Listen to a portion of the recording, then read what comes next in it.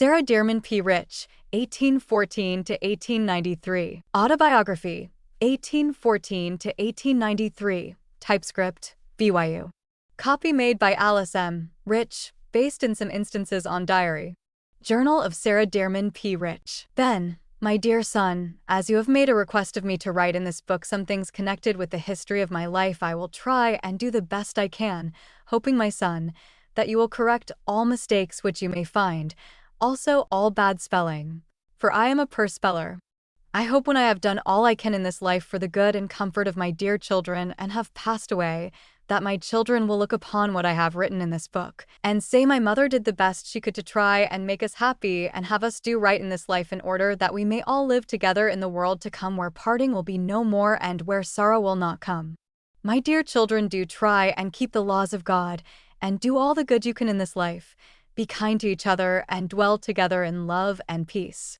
Be kind to the poor, the sick, be a friend to the friendless and the orphans that are left in the world without father or mother in this life.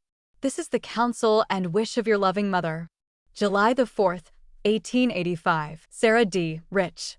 I, Sarah Dearman P. Rich, was born September the 23rd, in the year 1814, in St. Clair County, state of Illinois, in what was then called the Looking Glass Prairie, 9 miles east of Belleville, 7 miles south of Lebanon, and 25 miles east of St. Louis. My father, John P., was one of the first settlers of Illinois, was one of the rangers of that new country, and had to ford up his family from the Indians.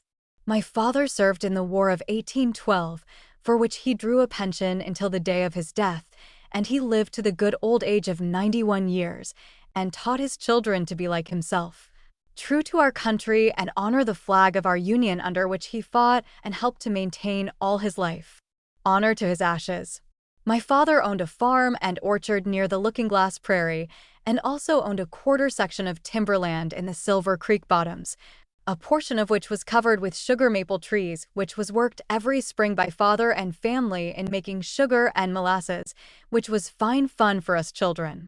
I can remember very well when I was only 5 years old how I would plead with my mother to let me stay down to the sugar camp and see them drain off the sugar, for father had built a board shanty at the sugar camp for to stay in nights, to attend to the making of the sugar and molasses and taking care of the maple water. But mother would not let me stay nights for fear I would get sick eating too much warm sugar, but in the daytime she would let us go, for it gave us so much pleasure and fun to help father and brothers to keep the fire going. For when the sugar began to get thick, they then had to give all their attention to stirring the sugar to keep it from burning, and were glad to have us children to keep the fire burning, and we enjoyed the fun so well that we never got tired. Although I was then so very young, I can remember the pleasure and fun it gave me as though it was but yesterday. I can remember my childhood days much better than what has transpired a few years back, but as that was a new country all that time, and my parents were among the first settlers of Illinois, us children had to be put to some kind of light work while very young in order to make the work a little lighter for our parents, work that would seem so strange and odd to the children and young folks of these times, for we were then not allowed to romp and idle away our time like I see many children doing in Salt Lake City. Although we were allowed time enough to play to keep us healthy, for when our task was done we could have a time to play, so we would go off to our plays with a merry heart. And we had so many amusements to enjoy ourselves with in that day that we never once thought it was a hardship to have to work a part of the day to help our parents along. In the early settling of Illinois, the woods were full of wild grapes and nuts of all kinds in abundance, and we would make our amusements profitable, for we would gather nuts of all kinds and lay them up for winter. And the grapes we would dry what mother would not want to preserve, for they made beautiful preserves which were done up in honey, for sugar had to be kept for other purposes, for father could sell that to get other things needful for the family. But honey was more plentiful, for bees could be found in those times in the trees that were hollowed. There they would go and settle and make their honey, and when my father and mother would find a bee tree, as they then called them, for the women went bee hunting as well as men, and when they could find a bee, the men would go and take pails, tubs, or cans to hold the honey in and would chop the tree down and take out the honey, but had to look out for the bees, for they would get so mad at being disturbed, and they were very sure to commence stinging the first thing they came in contact with. They often would sting my father and brothers until their faces would swell awful, and that was very painful, but not dangerous. I have many times seen my father take out a wash tub full of honey in the comb from one bee tree, and many times would save the bee by forcing them in a gum which was made out of a hollow elm tree. They were hollow inside like a mail keg, and they would saw them off about 3 feet long, and that was called a bee gum. Then the bees would get tired of fighting and would settle, and father would have them in the gum. In those days our parents had to raise cotton and then pick the seed out by hand, and then mother and the girls that were large enough would card it into rolls and spin it, and then weave it into cloth to make our clothing and our sheets, bed ticks, pillow slips, tablecloths and towels. We did not then have stores and shops to run to and buy such things as children are allowed to do in Salt Lake City. Everything then had to be made by hand. Mother would give us small children our task to do every day. She would give each of us girls and boys a little bunch of cotton to pick seeds out, and when that was done we could play. How strange and odd it would look to your children of this day to have seen us set down cheerfully by the fire with our task by our side, working away for dear life to see which would get done first. You children run and play from morning till night. Little think how children had to do 50, 60, 70, and 80 years ago. And we then took solid comfort for working a little every day, did us good, and this is the way we had to do to help our mothers along, and we had to wear homemade clothes to meetings as well as at home. And we were not frilled and flounced to death like we see little girls stepping around nowadays, acting lots older in company than their mothers and fooling much larger in their actions. But the mothers are to blame for that because they have indulged them in doing so. In these days, we were very proud of our nice striped homemade dresses, for our mothers knew how to color pretty colors and calculate stripes and checks for our dresses, and they looked very pretty. They also taught their young girls to spin, color, and weave their own dresses, and we took great pride in doing so. We were taught when little girls that when we came home from meeting of a Sunday that our Sunday suit must be taken off and hung up for the next Sunday, for that would save washing. Thus we were taught to be saving and do as our parents taught us to do. We helped our mothers to make the cloth we wore, and when we got older to help to plant and raise the cotton and flax, and my father raised indigo and rice. The indigo that he raised and prepared it for use, my mother would color a beautiful blue with it. We children helped father with his work in the field. We could pick the weeds out of the rice and help to hoe the corn and potatoes. I feel glad and thankful when I look back and think how I was taught in my childhood to help my parents in all their labors that they had to perform in order to make a living. I feel to bless them for giving me a knowledge to how these things were done, so that I can leave it for my children to look upon when I, like father and mother, have laid my body down to rest. It is a great pleasure to me to know that I did all in my power while I was young to help my dear father and mother to get along in days of poverty and hardships such as they had to pass through in those early days. My mother had 8 children, 3 sons and 5 daughters. Their names were Nancy Rebecca, John Wesley, Elizabeth Knighton, Ezekiel, Sarah Dearman, Messanian, and Thomas Knighton and Jane Freeman. Nancy R., John W., and Messanian died in their infancy. Thomas K. lived to be 21 years of age and died unmarried. We believed the gospel, but were not baptized, there being no elder near at the time of his death, for it was on his deathbed that he requested baptism. I will now return to the days of my childhood. When I was 10 years old, my father concluded to move his family into the state of Tennessee as he had heard that was a very healthy country, and my mother had very poor health.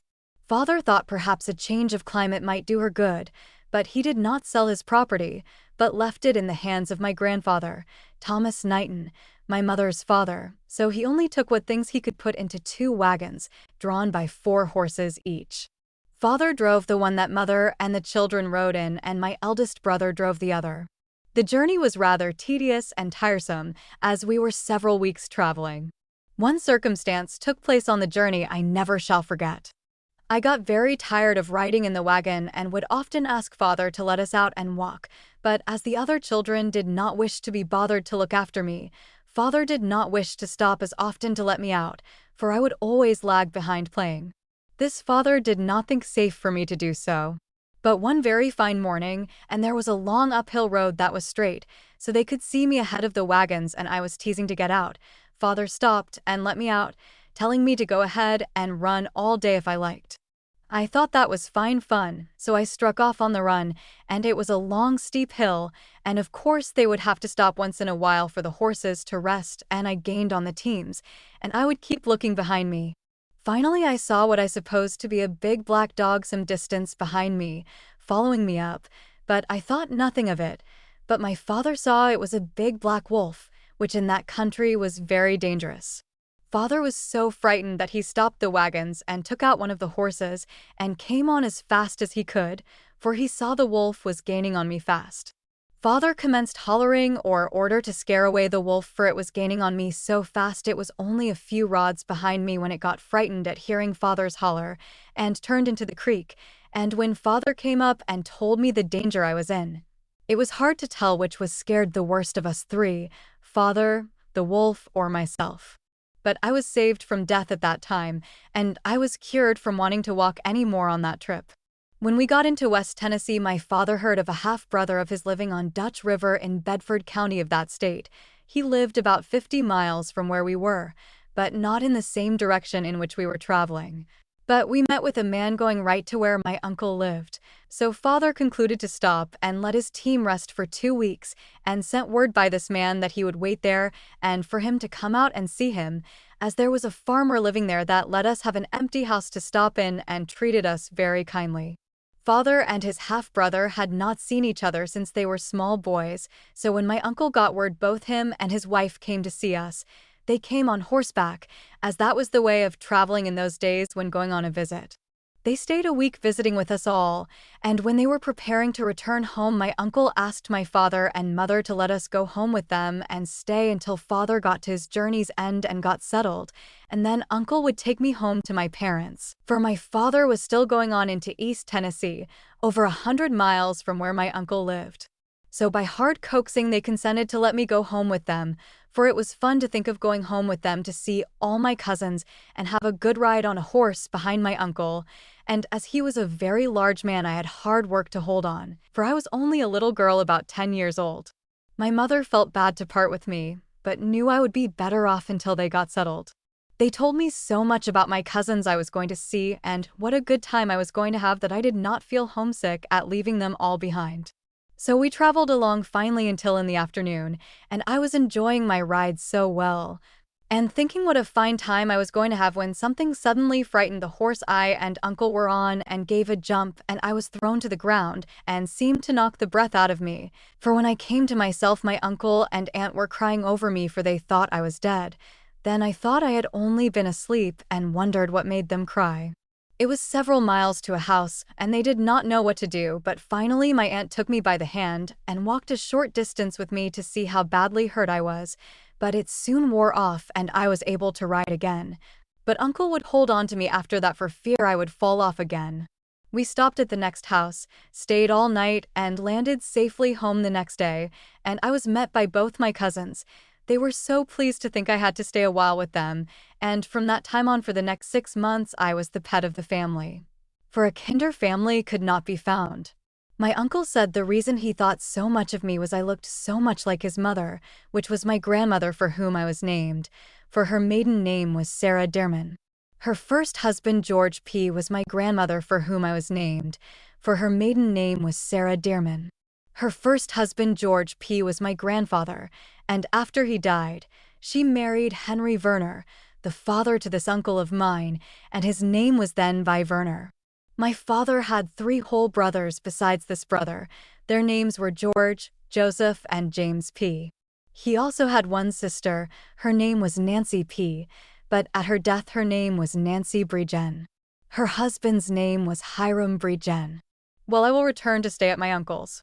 I had a happy time while there, for my uncle had 5 daughters, all single and grown, and one, the youngest, was about my age. Her name was Abigail. They were all so kind to me, and all thought so much of Sarah D., as they called me. For one of my cousins' name was Sarah, so they used the D. to distinguish us apart. The family were all very religious, but very much divided in their religion. My uncle and one daughter was what was called Ironside Baptist, my aunt and 2 daughters were Presbyterians, the rest did not belong to any church.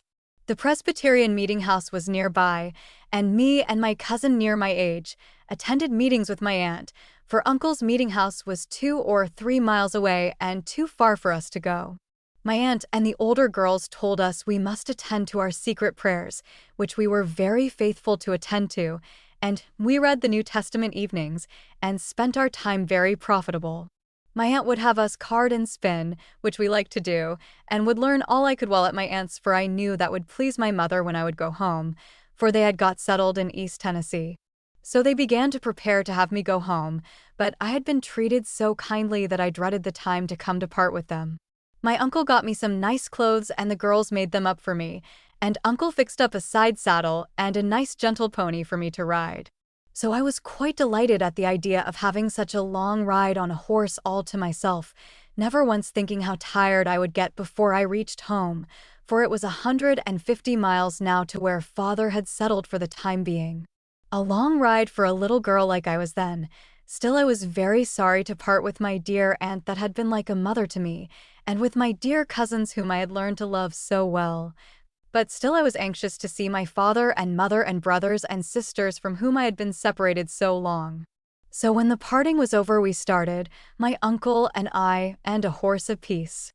I kept up pretty well for 3 or 4 days, but then to get homesick and tired out, and would often fall back some distance behind, Uncle would have to stop for me, and then I would ship up for a few miles. Then he would commence singing to make company for me and keep me awake, for I would get so sleepy that he feared I would fall off the horse.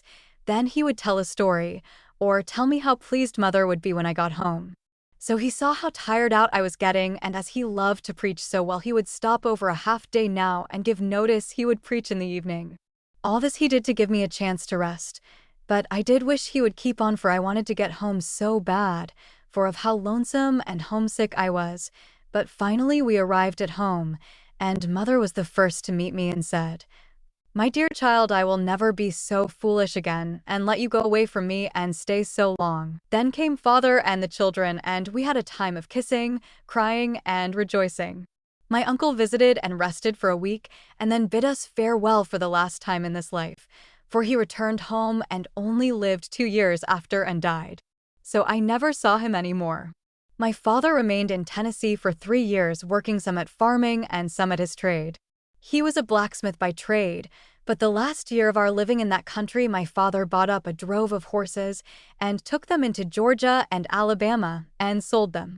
He went on 2 trips of this kind and made money enough to get a good fit out to return back to our home in Illinois, as Mother's health had improved, and we all wished to return to our home again, having gained a little more property in our 3 years' stay in that country, and a little money to help us along. My 2 brothers had been a great help to Father, and us girls had grown larger and were of more help to Mother. We had a very pleasant journey on our return trip, I remember. We traveled by way of Nashville and crossed the Cumberland River and the new bridge that was then just completed, which was then quite a curiosity, but now would not be thought much of an improvement, for there are so many greater improvements invented. We finally arrived at our old home and found everything all right, for my grandfather had taken good care of our home, and we were all glad of a home to come to, and Father was glad that he had not sold his home. He then commenced anew to improve his home and to work at his trade to make a living for his family. I was now 13 years old and had 1 sister older and 1 6 years younger, so my oldest sister and myself would card and spin and help to weave and assist all we could to help make clothing for. As we grew older, we took great pride in learning to do all kinds of work such as carding, spinning, coloring and weaving, knitting and sewing. Also milking the cows and making butter, as well as cooking. Father had planted out quite a large orchard, and when it began to bear fruit became in great demand at St. Louis, for that was our nearest place for market at that time, and Father would haul it there and sell it. Then we young folks could begin to buy calico for Sunday dresses and something else besides our own make. But we had to work in order to have something to sell so we could have other things to wear. We did not sit down idle and depend on our father's hard work in order to have something to dress us up like some girls do in this day, neither did we expect our mother to get fine things for us to wear. But if we could earn a little and get our mothers a nice present once in a while, how proud we were to do so. When I was only 15 years old, my mother taught me to weave, and I was so proud to think I could have the privilege of weaving, for I had for a long time told mother I would be glad when she would let me weave, for I had got tired of filling quills for her to weave. I soon learned to be a good weaver, and soon I got so well learned that when I got done weaving what clothes mother needed for the family, she would let me take in weaving for other people and would give me all I would earn. This soon enabled me to hire my younger sister to fill quills for me to weave, and mother would do the spooling and warping for me, for I had not yet learned to do that, but was determined I would learn all the branches of weaving and making cloth. But weaving did not hinder me from doing my part at the other work, for I had to milk the cows and help to make soap, for we then made all our own soap out of grease and wood ashes. Something girls nowadays know nothing about and would hardly believe it could be done if I told them how. But young ladies, let me tell you that you know but little about work to what your grandmothers have done. So come and take a few lessons of us while we live. I shall ever feel thankful to my parents to think they taught me to do all kinds of work, for I was not only taught to work in the house, but was also taught to help my father plant and hoe corn, potatoes, plant and pick cotton, help to pull flax and to prepare it after it was raised to be worked into cloth, for flax had to go through many processes in order to get it ready to spin, and then it was spun on a little wool run with the foot, something like sewing machines are run in this day. And I have gone down into the blacksmith shop to help my father blow and strike, when he had no one to help him, for my oldest brother, when he became a man, became a Methodist preacher and gave all his time traveling and preaching. And my youngest brother had the dropsy and was not able to work when he got old enough, and that is why us girls had to help father at times, so that he could carry on his work. But after a while my father got better off and was able to hire work, and then we had an easier time. Neither did my mother have so much work to do, for times got better with us all. For my father's trade got to be very profitable, for people came to his shop to get their blacksmithing done, for 20 to 30 miles, there being no other shop in that country, and as the country improved money got more plentiful, and people could live better all the time. But I can remember hearing my father tell about having to go to St. Louis to do his trading when there was scarcely any houses there except log houses, and that coffee then was $1 a pound. I think this was in 1812, when everything was so dear in St. Louis. I have often heard my parents speak about the early settling of St. Louis.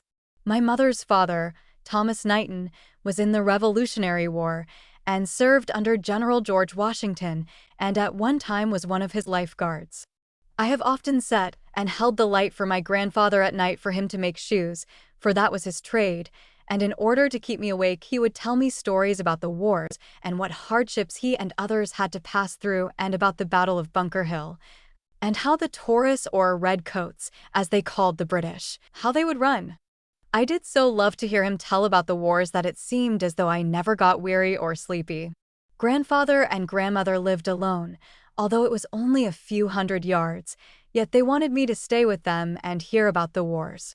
Once, I remember a story he told about being with General Marion command, and they were partly surrounded by the British, and got out of provisions, and the British troops were aware of their being out, and were near enough to throw shells over into their camp, and to tantalize them, threw shells loaded with wheat to let General Marion know that they had plenty while Marion's men were starving. Grandfather said Marion wept bitterly, but pleaded with his men to be patient and the Lord would provide for them, and before the night came they had reinforcements and plenty of provisions, and marched on to the British camp, and routed them and took a lot of their supplies, to the joy and comfort of those that were nearly starving in camp. And another interesting little story my grandfather related to me while holding the lights for him to see to finish off a pair of shoes, which he had to finish that night, it being Saturday. He told me about one of the officers, I think his name was Putman, and he held the office, I think, of general. At any rate, he was a leading officer, and had performed many daring deeds, and that caused the Tories, or British, to be very anxious to catch him in order to have revenge. So he had removed his family away from his farm, and kept an old faithful slave to see to things, one that thought a great deal of his master, but it became necessary of the general to go to his home to see to affairs, thinking no danger at that time. But it appeared they were watching for him. At any rate, he had retired for the night and left old Sambo, as he called his Negro, to watch, and all around the house was thick clusters of blackberry briars, as they were then called, and they grew so thick it was hard to penetrate into them. So away in the dead of night the faithful old slave discovered the enemy was upon them, so he ran and told his master to escape as quick as he could, for the British were upon them. The old gentleman was frightened and confused and only had time to gather his clothing in his hands and said to his faithful slave Sambo, "Where shall I go?"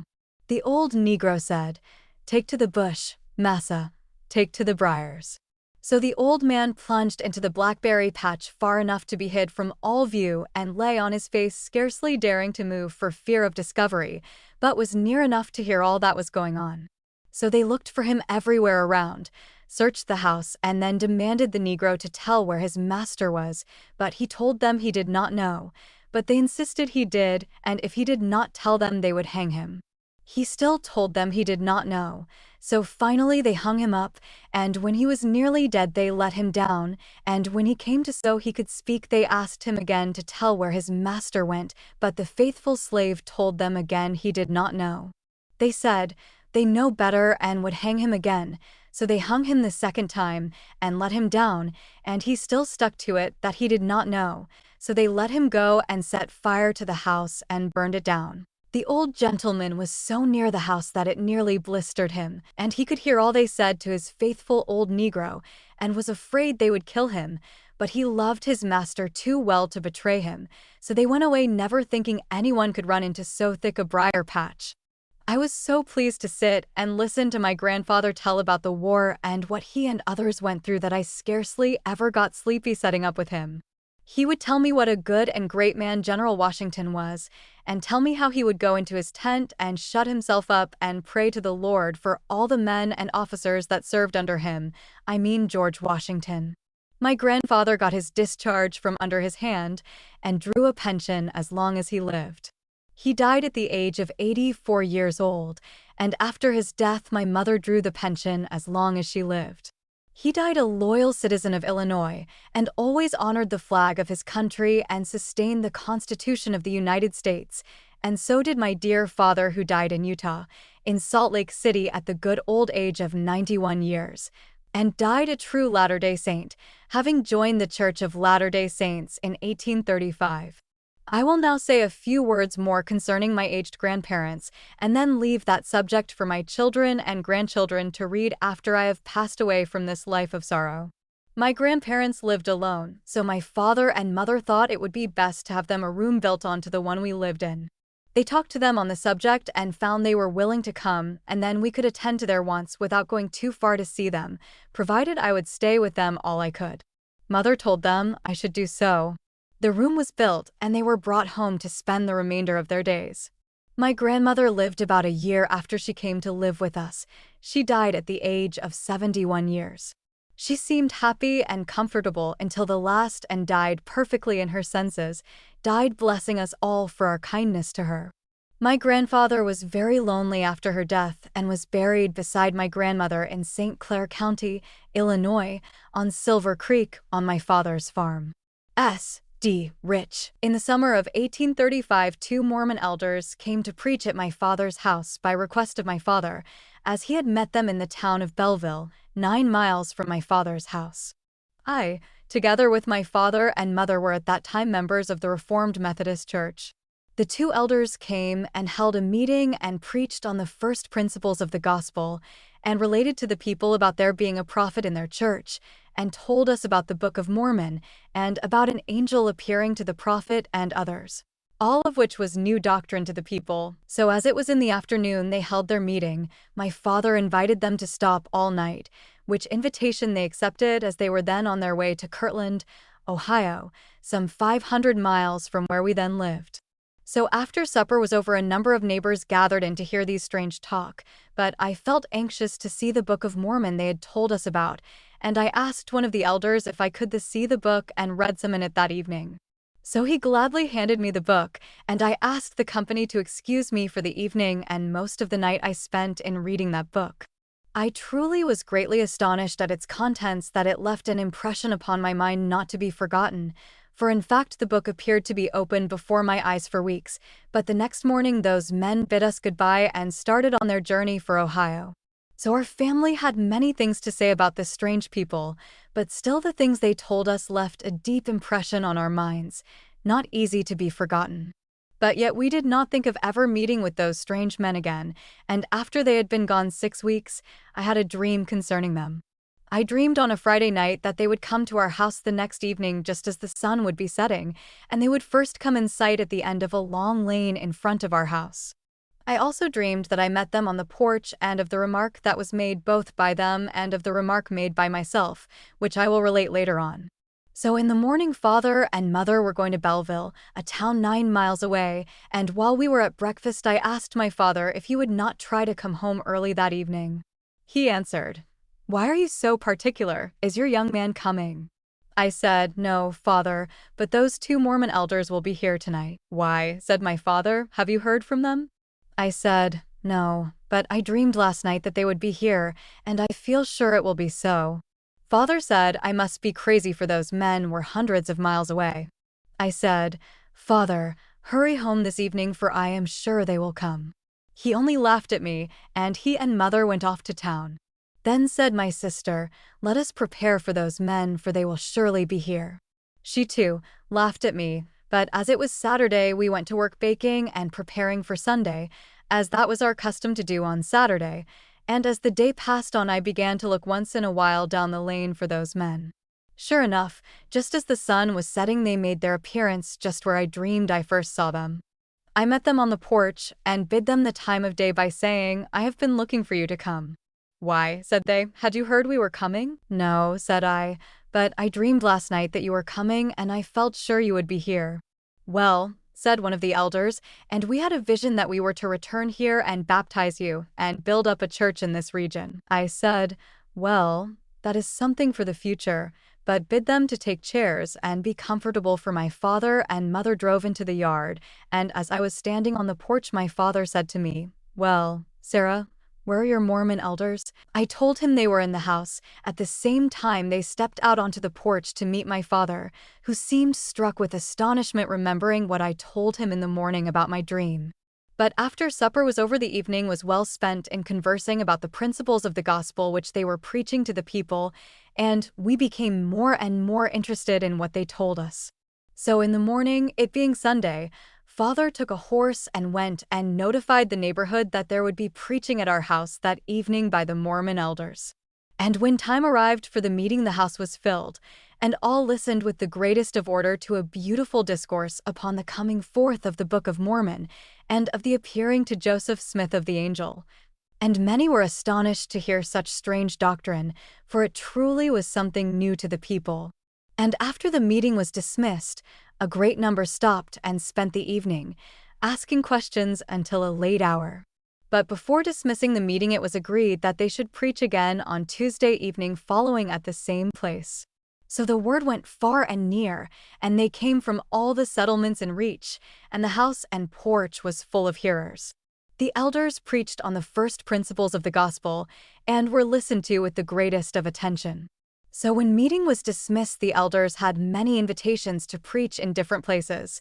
By this time I was truly convinced that their doctrine was from God, and on the next morning I went forth and was baptized. It was on the 15th of December, and they had to cut the ice and baptize me. I had made it a business of prayer to my Father in heaven to show me, is this the work of God? And he did so. I was truly convinced that it was the true gospel, and never have for one moment doubted it since, and it has now been 54 years since I embraced Mormonism. And I feel thankful to my Heavenly Father that I overheard and embraced the truth of his latter-day work. But to return to my subject, these 2 elders remained in that place and built up a church of 70 members, my father, mother, and sister being among that number. So the reader can see that the vision those 2 elders had was fulfilled. Being the first one they baptized, in speaking of those 2 elders being gone for 6 weeks after they first preached at my father's, and we supposed that they had gone to Kirtland, I forgot to say that they had gone over into the adjoining county and were received by the people of that place, and had stopped and preached and baptized a number into the Mormon church. Among that number was Absalom Free and his family, who afterwards gathered with the saints in Caldwell County, Missouri, and were driven with the saints from there to Nauvoo, and from there to the valleys of the mountains. One of his daughters, Emmeline, became the wife of President Brigham Young, and two others became the wives of President Daniel H. Wells, Louisa and Hannah. Hannah is still living, the other two are dead. Also, Father and Mother Free have gone to join their two daughters. After my father's family had joined the church, Father commenced to close up his affairs so as to gather with the church in Caldwell County, Missouri, but it was near 3 years before the way opened for him to move his family there. But at different times, many of the elders traveling on missions would call at Father's and stop and hold meetings. One of the elders who had been several times at our house took a great deal of pains counseling me and my sister to be careful and not marry anyone that did not believe as we did, and told us the consequences that it might be the means of our not having the privilege of gathering with the saints. And once when he called, he said to me that he had recommended me to a very fine young man that he thought would make me such a good companion, and told me his name. So that passed on for some months, and another elder came and stopped and preached, and while talking to us girls about our gathering with the church, he turned to me and said, "Sister Sarah, I have got a good young elder in the church picked out for you as a husband." "Well," said I, "tell us what his name is, for that is the second one that has been selected for me a husband." And when he told me his name, behold, it was the name that the other elder had told me of several months before. This caused lots of comments in our family, and they would often tell me to look out for this fine young elder to come along.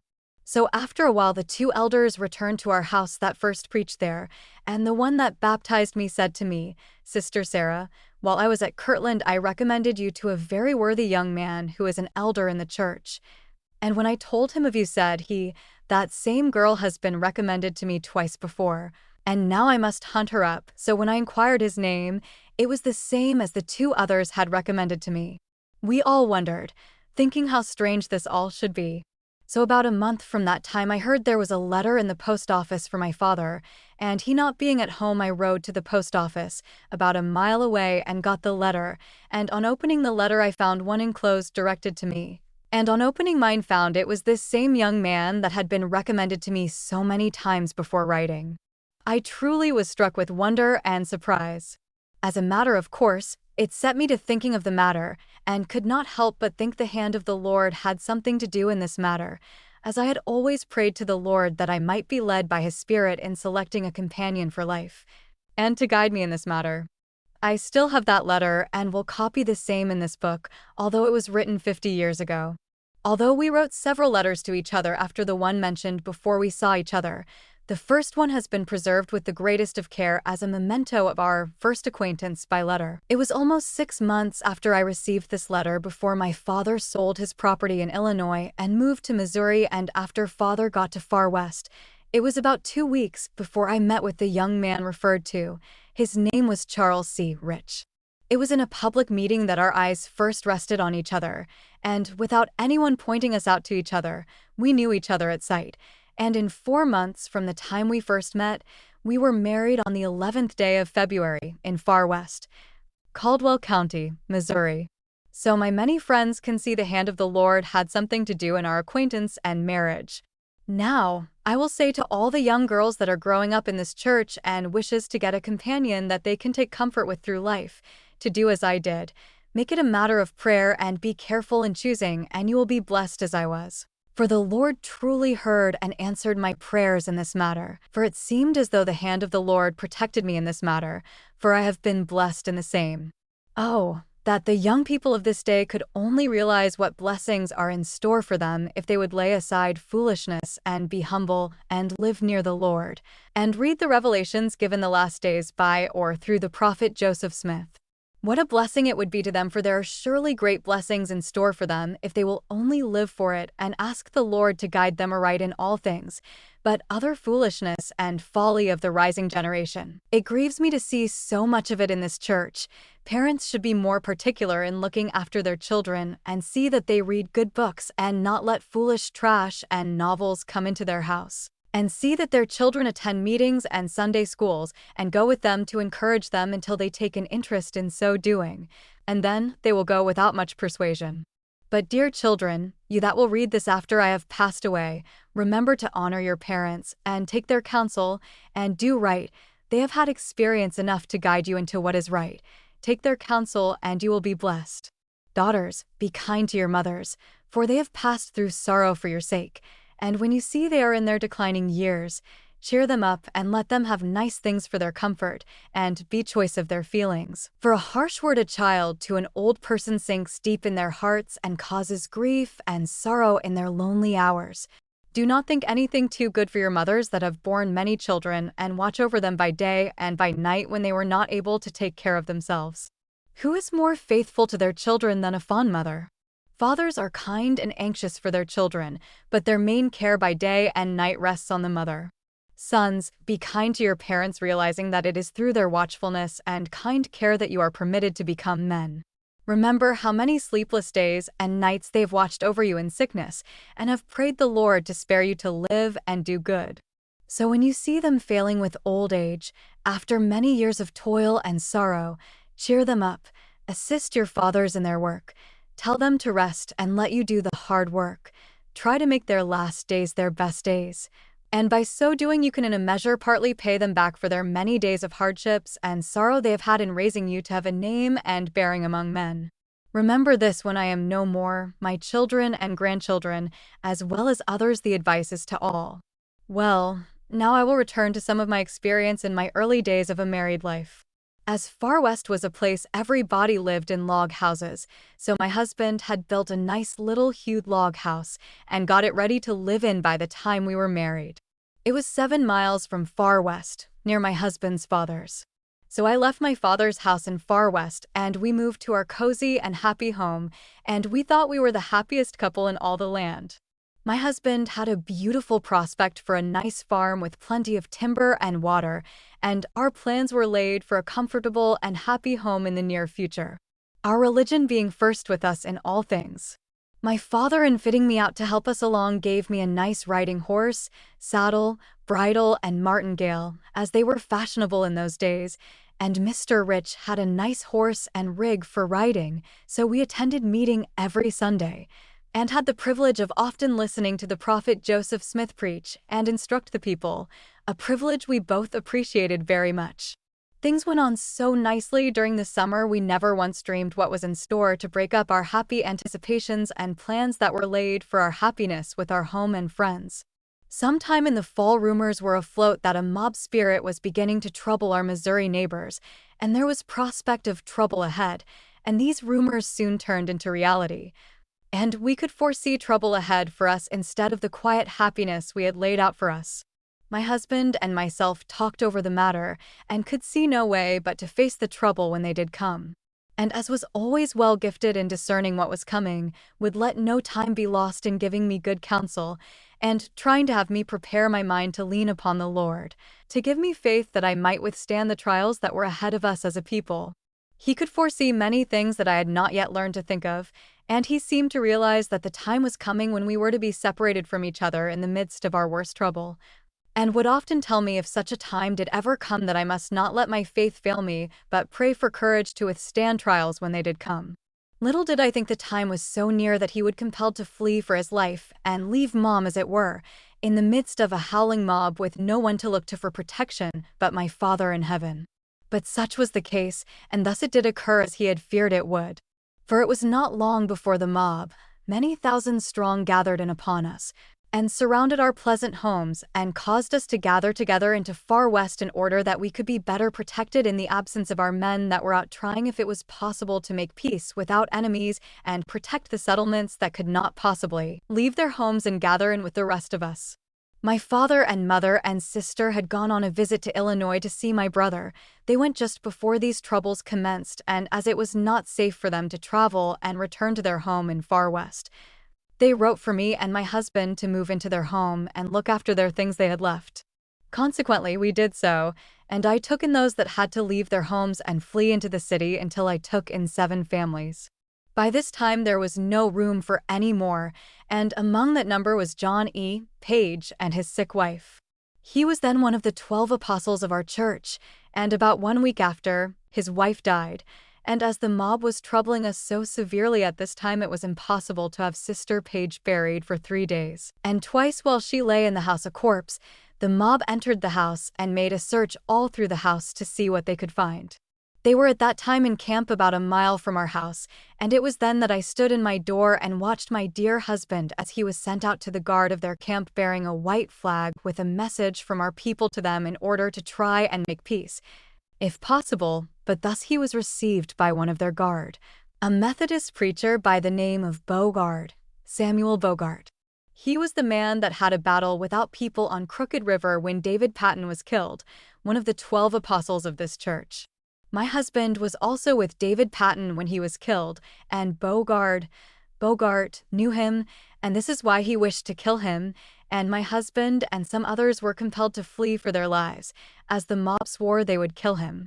I do not remember the names of all the brethren that left with Mr. Rich, but Hosea Stout, Samuel Smith, a brother of the prophet, and Seymour Brunson, and Phineas Young were among that number that had to flee. And they had to travel out into a wilderness country where there were no settlements in order to avoid meeting any of the mob that was prowling all through the country. Consequently, they experienced many hardships and hungry for food as they had 1 horse apiece along. They were 5 days lost and did not know where they were, nor which course to travel. One of those days, the company of 6 only had 1 black bird among them to eat. They finally came upon a camp of Indians who received them friendly and fed them and supplied them with provisions in their rude way, and sent a pilot with them to the settlements. From there they made their way to Quincy, Illinois. The company stopped there while Mr. Rich went to the south part of the state to where my brother lived, and where my father and mother and sister were stopping, and got my father to take a team and come to Far West and bring me to him at Quincy. He was to meet me there. This was in the month of January, 1839, and the weather was very cold for my father to travel 400 miles, but he made the trip in good time. Now, I must return to some of my experiences during the 3 months I was left alone in the midst of the mob after my husband had to leave.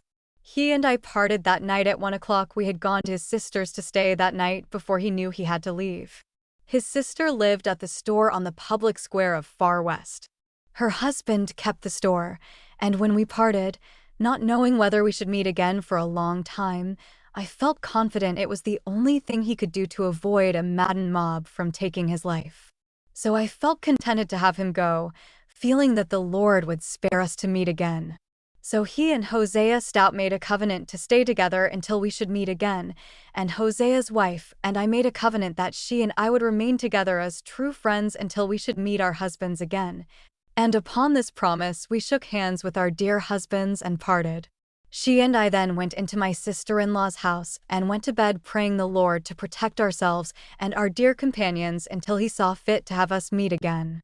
So, in the morning, after we had our breakfast, we started to go home to my house, about 4 blocks away, but found on the road the mob had placed their guards out to protect anyone from passing. We attempted to pass, but were stopped by bayonets pointed at us and told we could not pass. I told him I was going to my home a short distance away. They still refused, and all that we could do was to return to my brother-in-law's. But when we got there and were telling in the store what had happened, the captain of the guards happened to be there and heard what I said. He stepped up to me and asked what was the matter. I told him. He then asked my name, and when I told him, he said, "Was it your husband that Captain Bogart, killed yesterday?" I said, "Yes, sir," for they thought he was killed. He then said he would go with me to where the guard was and see that I passed on to my home. I told him on the way that I had sent my hired boy out with a team of oxen to get me a load of wood, and that the boy was taken prisoner and the oxen kept in their camp. He told me to give him the name of the boy and the description of the cattle, and he would see they were returned. So he told the guard to let us two ladies pass, which they did. We went to our home and the captain hurried on to the camp, and arrived there just as they had drove up my oxen to kill them for beef. He called to them to hold on, and asked for the boy that had come for wood with that team. He then ordered some of his men to hitch up the team and go and load on the wood and guard that boy to his home with the wood. So I soon had the boy, wood and team returned to me again. So by his carrying the impression into camp that my husband was killed, it kept them from looking for him until he had time to get out of the way.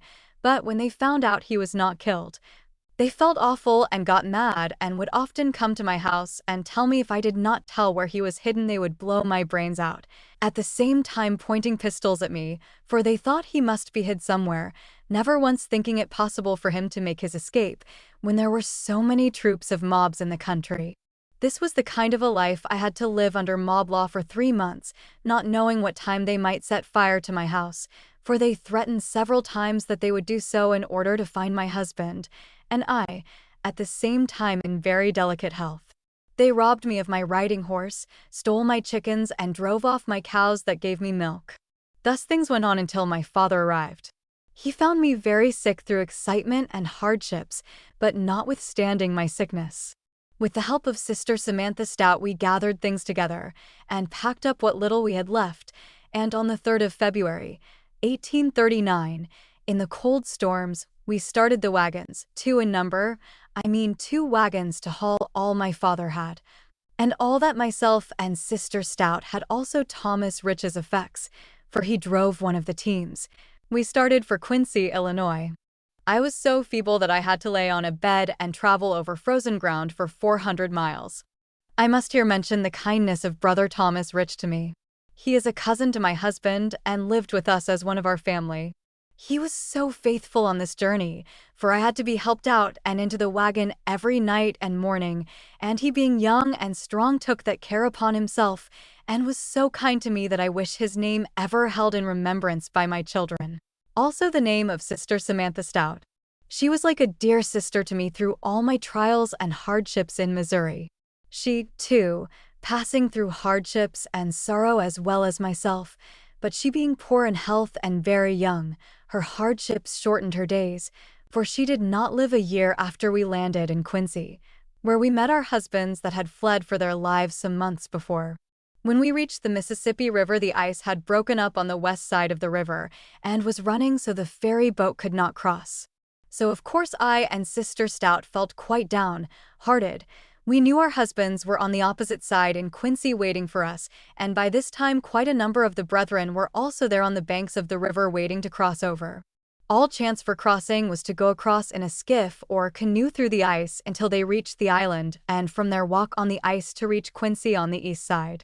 While I was sitting on the bank of the river feeling so bad, Brother George D. Grant came along, and knowing of my poor health and seeing me feel so bad, he said to me, "Sister Rich, cheer up, and I will go over and tell Brother Rich you are here." Some, on hearing what Brother Grant had said, remarked that it would be a very dangerous undertaking as the ice was running so swift. Said Brother Grant, "Well, I will try it, live or die." So he and another man got into a canoe and started over. Sister Stout and I sat on the bank and watched him until he or they reached the island and started across the ice. They had not gone far before the ice broke and one of the men fell into the river. We then saw 2 men from the opposite side run across the where the ice had broken. By this time it was getting late, near sunset, and soon a man came back with the canoe and said George Grant had fallen through the ice, and they got him out just alive, and that was all. So when we heard this news, we went back to our wagons clear discouraged. I went into the wagon to cry while Sister Stout and my dear father and Thomas Rich prepared the supper, as I was not able to help them do anything. But all this time my husband and Brother Stout, after seeing that Brother Grant was well cared for, were planning to get over to us, for they were the 2 men that we saw go to Brother Grant when he fell through the ice. They got him out of the river and conveyed him to a good place where he was attended to, and then got a skiff and carried it on their shoulders to the lower island, being joined by Brother Webb, whose wife was also in our company. They crossed on the ice carrying the skiff until they reached where the ice was running, Then they landed their skiff and came down the river to where we were camped, and great was our joy to meet with our loved companions who were compelled to part with us 3 months before and flee for their lives from a howling mob. And after their staying with us that night, they concluded that it was best for us women folks to cross the river at once and not wait until the ferry boat would cross, which was not likely to be the case for several days on my account. It was necessary we should cross over immediately, as I know not what moment I would be confined, with my first child. So in the morning us 3 women and our husbands got into a canoe, and they rowed us over the river to where we could cross the balance of the way on the ice. Just think of it, my dear reader, to see us undertake such a perilous trip across the water running with ice, the cakes of which were so large that sometimes the men would have to jump back out on the ice in order to push it away, and then jump back into the canoe again, and by hard work reach the ice on the other side. And my poor old father had to be left with the teams and wagons until the ferry boat could cross. The poor old man stood with tears in his eyes watching us, not knowing whether or not we could reach shore. He said afterwards that sad were his feelings to see us start out to cross the waters of the Mississippi, 6 of us in a canoe, but we reached the shore in safety and was met on the banks of the river by a brother George Crouch and his wife, at whose house my husband had been stopping, and they made welcome and did all for our comfort that they could, until Mr. Rich could find a place to rent, which he found in a few days. He rented a place about 5 miles from Quincy, for we were stopping in Quincy. The place that he rented was called the Old Methodist Institute, so we moved our things there and unloaded our wagons, and my father went into Sangamon County, Illinois, where my brothers lived, and brought my mother and sister back with him, for that was where they were stopping on a visit. He returned with them the 1st of March, 1839, and on the 4th of March my first child was born, a fine little daughter who is now 50 years old, living in the city. Her name is Sarah Jane Miller. I got along finely for a few days, but took a back set which came near proving fatal, for I grew worse all the time, until my life was despaired. For 6 weeks no one thought I would recover except my husband. Mr. Rich, he would not give up, but said all the time that I would not die. Finally he sent back to Quincy, 5 miles, for Father Smith, the prophet Joseph Smith's father. He was then the patriarch of our church, for I thought I was going to die in a very short time. So Father Smith came, and when he came to the bedside and looked at me, he said he thought I would die. Mr. Rich quickly answered Father Smith, "She won't die." The old gentleman hung his head for a few moments and then looked and then said, "Let us administer to her, and I will give her a patriarchal blessing." He did so, and Spirit of the Lord was so poured out upon him that he blessed me with a long life, and said I should speedily recover, and gave me such a blessing that all in the room were weeping for joy, for they had all been looking for me to die. When he got through the blessing, he stood a moment looking at me and then said, "I did not have faith when I commenced blessing Sister Rich that she would get well, but the Lord poured out his Spirit upon me to give her the blessing, and promised her a long life, and many blessings, and said he, every word will be fulfilled." And I commenced to get better right away. And before he left the house he again administered to me, and commanded me in the name of the Lord to arise and dress me and eat breakfast with him and the family, which I did, notwithstanding I had been confined to my bed for 6 weeks, not able to even set up to have my bed made, only as they would lift me out and lay me on a lounge while they would make my bed. I gained slowly for a few weeks, and all our friends were astonished at my being healed by the power of the Lord, for it was nothing else that saved my life. For I had passed through so many hardships by being mobbed and driven that it truly was a miracle that I did live and get well. But my dear children and friends, the Lord is still willing and able to bless all those that put their trust in him, and after many tribulations come the blessings. Thus it was with me, and this it is true, for thus I have been spared to raise a family of 8 children and live to a good old age, and still trying to do all the good I can and teach my children and grandchildren how to live that they can gain blessings from the Lord. Well, dear children and friends, do not think that this was the end of my trials and tribulations, for it was only the beginning. My father and mother rented a house in a little town called Burton, about 10 miles from Quincy, when I got well enough for them to leave me, and they moved there, and father started a house of entertainment and was doing well there. And when I got able to move, we moved back to Quincy and took a room of our dear brother and sister Crouch where Mr. Rich had been stopping when I crossed the river in that little canoe. I stayed there with my little babe while Mr. Rich would go and split rails to get means to pay house rent and get our scanty living. For money we had none, being stripped of all we possessed by the mob, except our beds and what little clothing we had. We were very poor, having no home and among strangers, with the exception of a few of our brethren that had, like ourselves, been driven from their homes. But what was worse, our prophet and all the leading men of our church were still chained in the dark dungeon of a Missouri prison, and we were left as sheep without a shepherd. But we had faith in God, knowing that we were His children and had embraced the gospel. And we realized that we were persecuted in a glorious cause, and if we were faithful we should yet meet our prophet and our brethren again. But as yet we knew not which way to go nor where to settle, for the Missourians were still swearing that we never should see our leaders again. Consequently, what few there were left of us were very poor, but humble and prayerful, and put our trust in God and prayed for the Lord to deliver our prophet and brethren out of the hands of enemies, that they could tell us that which we should do. The inhabitants of Quincy were very kind to us as a people and did all they could to give our brethren employment and assisted many that were in need, and many were sick. They also were cared for and their wants looked after by the people of Quincy. So after staying there a month, my father came and thought we had better move to where he was living at Burton, so that I could be looked after by my mother and sister while my husband had to attend to other matters. We accepted his kind offer and went to my father's at Burton and remained there until in the fall, 1839. By this time our leaders and prophet had gained their freedom and had gathered with the rest of the saints at Quincy and had purchased land up the Mississippi River and was about to settle in what was afterwards called Nauvoo. So in the fall my husband left me with my father's folks and went to Commerce, which was afterwards called Nauvoo, 50 miles away, and bought a lot and built a log house, and then returned for me and my dear little babe. We had by this time taken a little boy to live with us and help me take care of the baby. He was only 9 years old, but a smart, good little boy. His mother was a widow and could not well take care of him, as she had no home. His name was Louis Thompson. He was such a faithful little boy. We took him before my baby was born, and he was so fond of my baby and was so good to rock her in our home in a cradle. So Mr. Rich loaded up our wagon, put all we had in one wagon, and we started to our new home. We had 2 cows and 1 horse besides our team to the wagon, having sold our land that we were driven from for the horses and cows, so the little boy rode the horse home in Nauvoo about dark.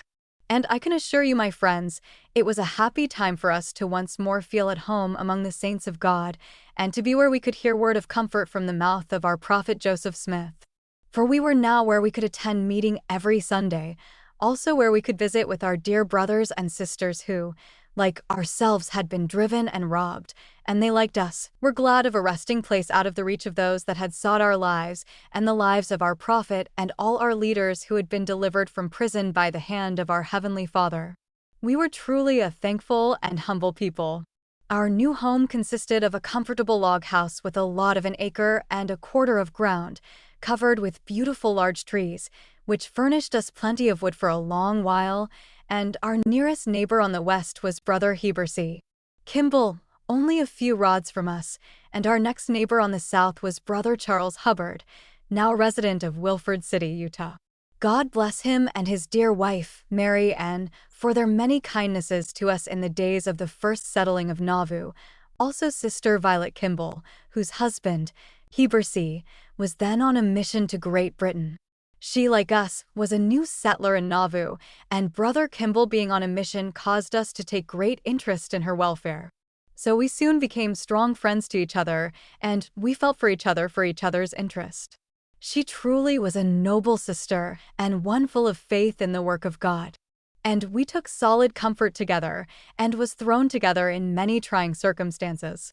And if my husband and I had any nice thing to eat that she did not have, we shared it with her, and she did the same by us. She opened the door for the brethren to hold meetings in her house, and many was the time that the Lord poured out His Spirit upon us in our meetings that caused us to rejoice together, and many were the blessings we enjoyed together. Also with Brother and Sister Hubbard, for they too were good Latter-day Saints, and were faithful to help administer to the wants of Sister Violet Kimball and family in the absence of her husband. Thus we passed the winter and summer together, and the prophet Joseph would also call on us from time to time. He would also inquire after the wants of dear Sister Kimball, as he took great interest in the welfare of the families of those that were off on missions, to see that they did not want for the comforts of life. We then, as a people, were united and were more like family than like strangers. And as there were many sick, the prophet Joseph Smith would to go from house to house with others of the brethren and administer to the sick, and see that they had the necessary comforts that the sick needed. And many were healed and raised up from a bed of sickness, looking as though they were nigh unto death. Thus we as a people struggled through poverty and sickness in trying to make another new home for ourselves after being robbed and driven from the state of Missouri. The people of Illinois seemed to open their hearts toward us and treated us kindly for a season, and thus the Lord opened the way for us as when we were cast as exiles in a strange land, as it were. We were protected and blessed so that the work of the Lord continued to prosper and gain ground. And we began to prosper and gather means by hard labor until we were again beginning to be more comfortable, and my husband and myself and children took a journey to the northeastern part of Illinois to visit a sister of his living in what is called Troy Grove. We by this time had a son and another daughter, which made 3 children, Sarah Jane, Joseph C., and Artemisa. We spent a few weeks visiting there, and then we went to Alloway, visited there with friends, and then returned to Nauvoo to our home and spent the rest of the summer preparing for winter. Soon our little babe, Artemisa, was taken sick with bloody flux. We did all in our power to save our dear one, but she died the 12th of September, so we were left to mourn the loss of our sweet little girl, 9 months old. She now lives in the graveyard among the saints that died at Nauvoo. Early in the spring of 1844, my husband was called on a mission to Michigan and Canada. So we sold out where we then lived, and he rented a room for me in Brother David Fulmer's house, not far from the Nauvoo temple, that was not then finished, so that I would not be alone while he was gone. Having bargained for a place near the temple on Young Street, but we could not get possession until in the fall, and he went to fulfill his mission, leaving me with my 2 remaining children and a little girl 11 years old that we had taken to raise. So he started, not knowing how long he would be gone, as the prophet Joseph had called many of our brethren at that time to go on a mission to preach the gospel of salvation to those that had never heard the gospel of this the latter-day work preached. But while he was on this mission in Michigan came the sad event of the assassination of our beloved prophet and patriarch, Joseph and Hyrum Smith, of which the readers are all well posted. Sad was the news that reached our city on the early morning of June 28, 1844, that our prophet and patriarch had both been cruelly murdered in Carthage jail on the evening of the 27th in cold blood, while under the solemn pledge of the governor of the state that they should be protected and have a fair trial.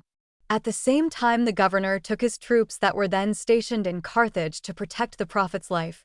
He took them with him and came into Nauvoo, leaving our brethren at Carthage in the hands of a howling mob, eager for the blood of our leaders.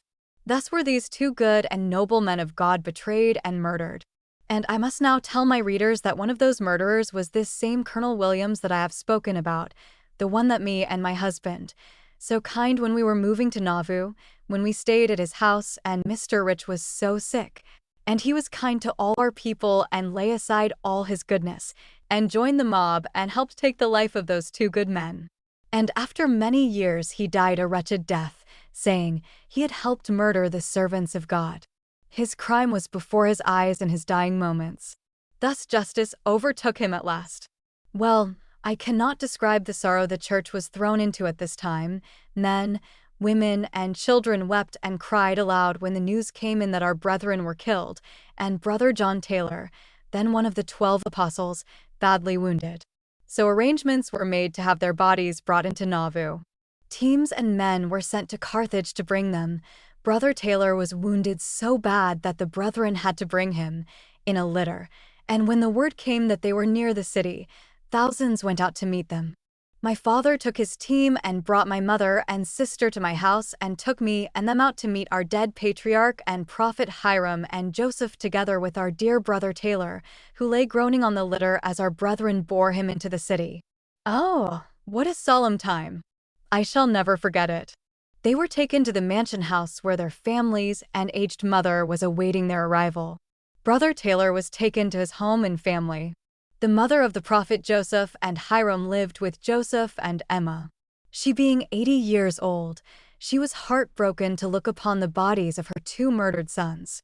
But she bore up with great faith, knowing they were pure and innocent men. The next day after their bodies were prepared for burial and placed in their coffins, they were placed in the hall of the mansion, side by side, where the brethren and sisters and children could pass through and look upon their peaceful faces. Thousands came from all quarters to take a last look, and steamboats loaded with strangers came from Burlington, Quincy, and many other places to look upon their dead bodies. So on the 3rd day they were laid to rest. Then all the missionaries that were out preaching were called home. Mr. Rich was at that time in Michigan. He hastened home as soon as he got the word to come. Many were coming home as soon as they got their release to do so.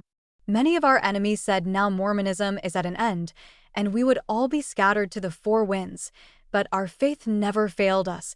We were humble and prayerful, and when all the brethren arrived, the church was organized and President Brigham Young, whose right it was to rule, was our leader, and the work of our finishing the temple was begun. My husband had returned with the rest of our brethren and was ready to take his part with the rest of the brethren of helping to finish the temple. Soon after he arrived at home, he got the house he had bought ready for us to move into. As I was soon to be confined, he hurried up the matter. So on the 2nd of September, 1844, early in the morning, I found it necessary for us to move at once. The good sisters of our neighbors volunteered to help me, fearing I would not be able to get moved and everything straightened up, but I laughed and told them to hurry up and I would wait. Mr. Rich was taking the things in his wagon as fast as he could.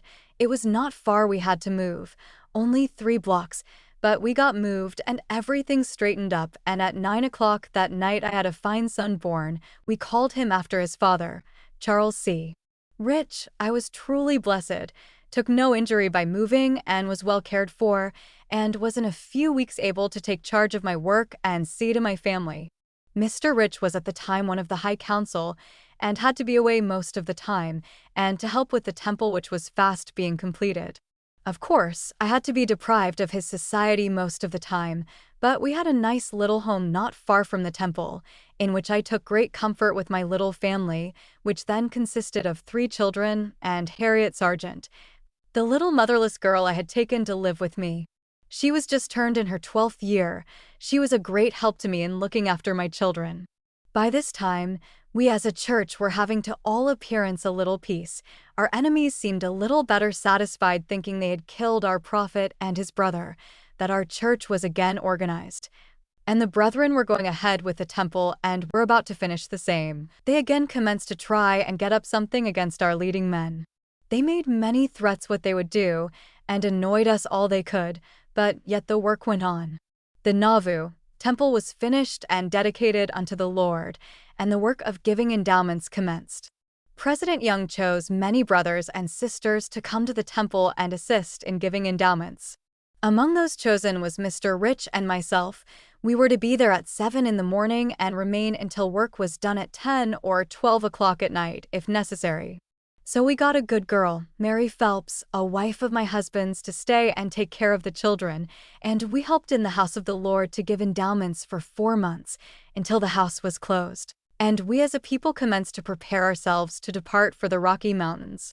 For by this time the devil was mad, and the lives of many of our brethren were sought by the mob that had assassinated our brethren, Joseph and Hiram.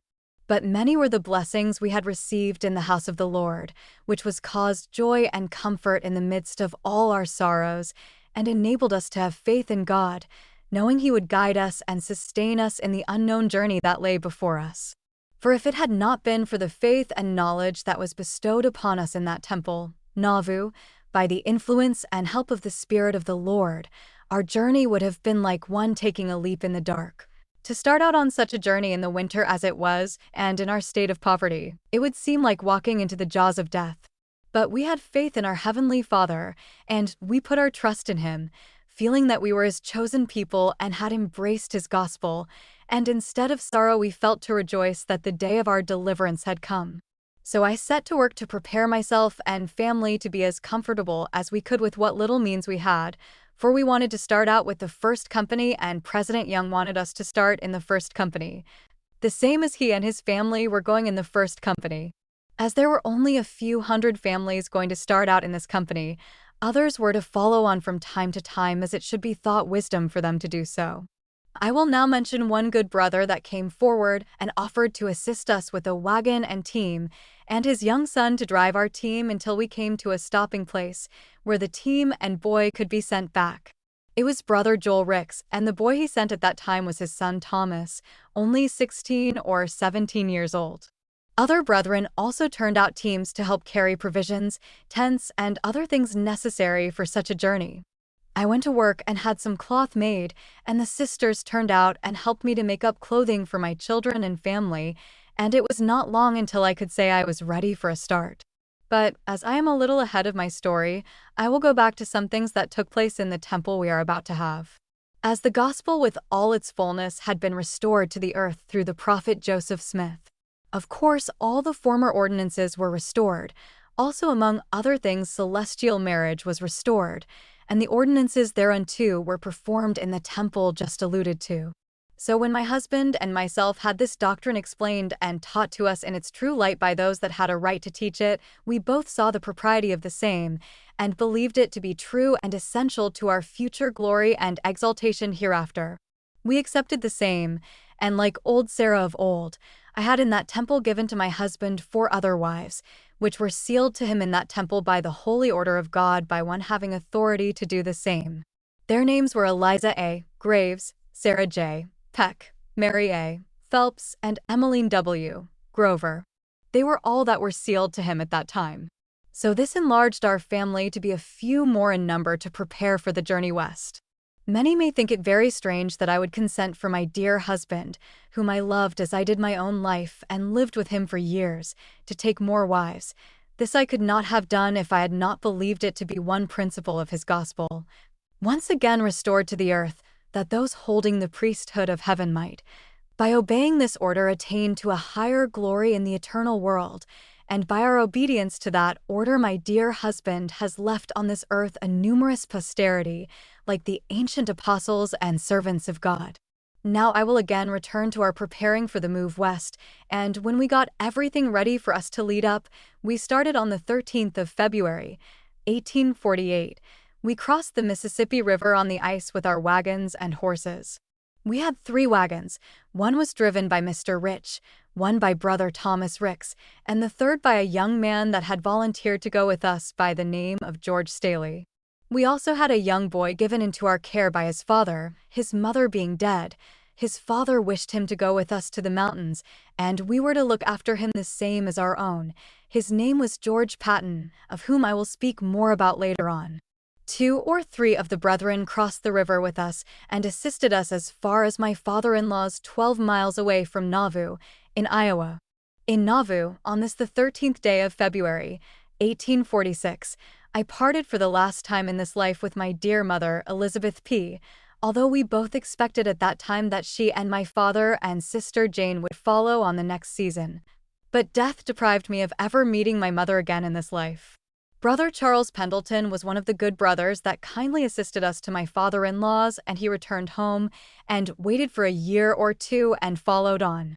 President Young, Kimball, and others had also crossed the river with a few hundred families and were camped on a stream called Sugar Creek. There they waited until all the companies came together, and they all became organized. Mr. Rich went back and forth to Nauvoo to help others of the brethren to start while we remained at father's, also to get ox, teams to haul our provisions, so we had to leave our house and furniture, all unsold, left stoves, chairs, bedsteads, clock, and all our furniture standing in the house, not sold. So the time came for us to roll out into camp, and we bid our friends goodbye and started for camp. It snowed all that day, and when we pitched our tent at night we had to sweep away the snow and make our beds on the cold ground, for there was not room for us to sleep in our wagons. We remained in camp a few days. I there was taken very sick through being exposed in the storm, and as my Charlie was then a nursing baby, it was very hard on me to be sick. But by good care and the kindness of my husband and his young wives and the administering of the brethren, I was restored to health again and able to travel with the rest of the company.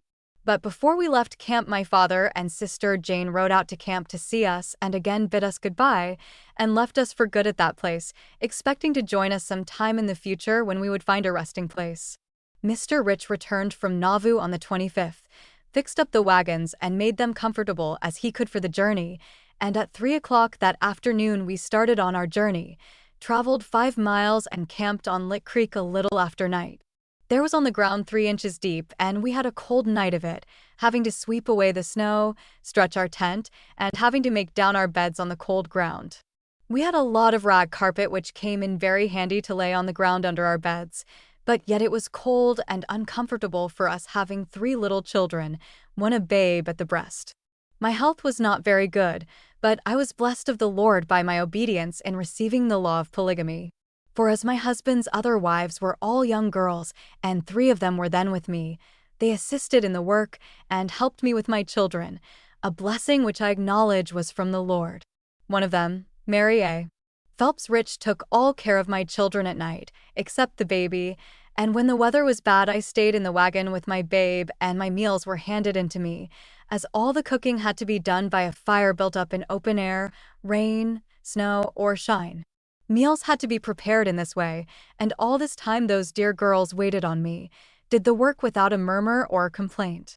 On the 26th of February, 1847, we started on and traveled through a little place called Farmington. Here Mr. Rich got some coffee, sugar, leather, and other things to help us on our way. Then we went up the Des Moines 5 miles and camped on Reed's Creek. Here we found Brother and Sister Miller and Company, and some of the pioneers who were appointed to travel with each company to assist to build bridges, make roads, and to help us along in case of need. They were young men, or men that had volunteered to go with us some 100 miles, and then return and bring their families. Bishop Miller had here taken a contract of a settler that lived at this place of clearing 10 acres of land in order to get grain and bread stuff for the journey, and it being Saturday, Mr. Rich stopped over Sunday, and had his men help Bishop Miller out with his contract. And on Sunday, February the 29th, 1847, Mr. Rich helped to bury Brother Smith's child, one of the Brother Miller's company. My husband and Bishop Miller preached the funeral sermon, there being a number of the settlers present who paid good attention to their preaching, and in the afternoon my husband went to visit Mr. Neal, an old acquaintance from Kentucky. I was quite sick that afternoon and could not go with him. Monday, March 3rd, 1847, I was much better.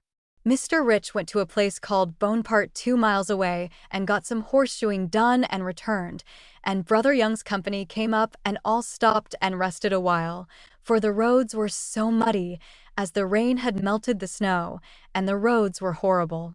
The mud was so deep we could only travel a few miles a day, and stop and camp several days waiting for the roads to get better. But we had to take courage and endure the hardships before us through rain and mud. We passed Brother Orson Spencer's camp. Sister Spencer was very sick, and afterwards we heard she had died. She was a noble, faithful Latter-day Saint, and was a kind mother to her beautiful children who were left motherless by her death. She was a lady in every respect, and left a beautiful family of children who kept all together, and the daughters, though then small, managed to do the work and were united together and became honorable sisters in the church, and the sons became honorable men, and are all now living to do good. We still traveled on as fast as the weather would permit, only traveling a few miles a day, and then perhaps stop for a day or 2 waiting for the rain to stop, camping and sleeping in our tent on the damp ground at night. And when there was a chance the men folks would get jobs of work from the farmers as we passed along, and the pay would enable us to get things most needed to make us comfortable on our journey, for we were very poor and needed many things that we had to deny ourselves of. Notwithstanding all our hardships, we felt cheerful knowing our reward was in the future, and if we were faithful our lives would be preserved, and that we long would find a stopping place where we could rest and help to build up the kingdom of God. For when we embraced his gospel, we had a claim upon his promises. We continued on our journey all through the month of March, stopping when there was chance to get work, and our brethren would do the work, while their wives and children would cook, wash, iron, as most of our milkmen do nowadays, put in a little water. This is now what we poor Mormons had to do while journeying from civilization to find a home in the mountains where we could serve our God in peace for a season. Each company had a few cows to give us milk, but often those cows had to be yoked up and helped to draw our wagons, and of course, they could not give us much milk. We also, before starting out west, got squashes and cooked them up as dry as possible, and then made them out into small thin cakes and dried them in our stoves and put them in clean sacks, and they, too, were used in milk, and oft times, when we stopped for a few days, we would make them into pies by soaking them in milk. But we did not have eggs to put in them to make them nice, but we did the best we could and called them squash pies. Young ladies of today, what would you think of one of our squash pies of those days? Now, we started on our journey, traveled about 4 miles and camped on Fox River near the camp of Father Bent, and a number of the High Council were camped there. We again stopped while Mr. Rich and others took a job to make some shingles for a farmer near where we stopped, and the next day being Sunday, Brother John Taylor and his family came to our tent, made us a visit. Brother Taylor held meeting, spoke of what lay before us, told us to be humble and patient and all would be right. After meeting him and the portion of his family that was with him, he returned to our tent and took dinner with us and cheered us up with his lovely jokes. Mr. Rich then visited the main camp to attend a council meeting. I and Sister Mary Rich went with him to visit some of our friends in that camp. We returned, and the next day fixed up our things and again set out on our trip traveled up the divide between Soap Creek and Fox River and camped at Brother Orson Pratt's camp. We that day had traveled about 17 miles. We were then within about 3 miles of the main camp where Presidents Young and Kimball were camped. The next day we traveled about 12 miles over bad roads, stalled in the mud, and had to unload one wagon. The main camp was traveling just ahead of us, so we overtook them at night in camp and struck our tent and camped nearby. The next day our company started on leaving the main camp where it was, crossed the prairie, traveled 12 miles, crossed the Chariton River, camped on the west bank. Here we again found Brother Orson Pratt and Brother Shumway's company camped. Here Mr. Rich and others took a contract to clear 1 acre of ground. This they accomplished in one day and got 23 bushels of corn, for we had to feed our teams all this time while the brethren were doing this work. The main camp came up, crossed over the river, and camped on the hill a half-mile from our camp. Here I will make mention that while crossing this river in a wagon, our worthy brother, Chariton Jacobs, was born and they named him after that river. He now is a worthy man of a family and lives in Salt Lake City. We tarried here a few days, also all the camps. Brother Taylor's company was camped near us, and one evening, Brother Taylor, Mr. Rich, and myself, together with Sister Harriet S. Kimball, visited the camp on the hill. The brethren met in council, and about 10 o'clock at night, Mr. Rich, Brother Taylor, and myself returned to our camp.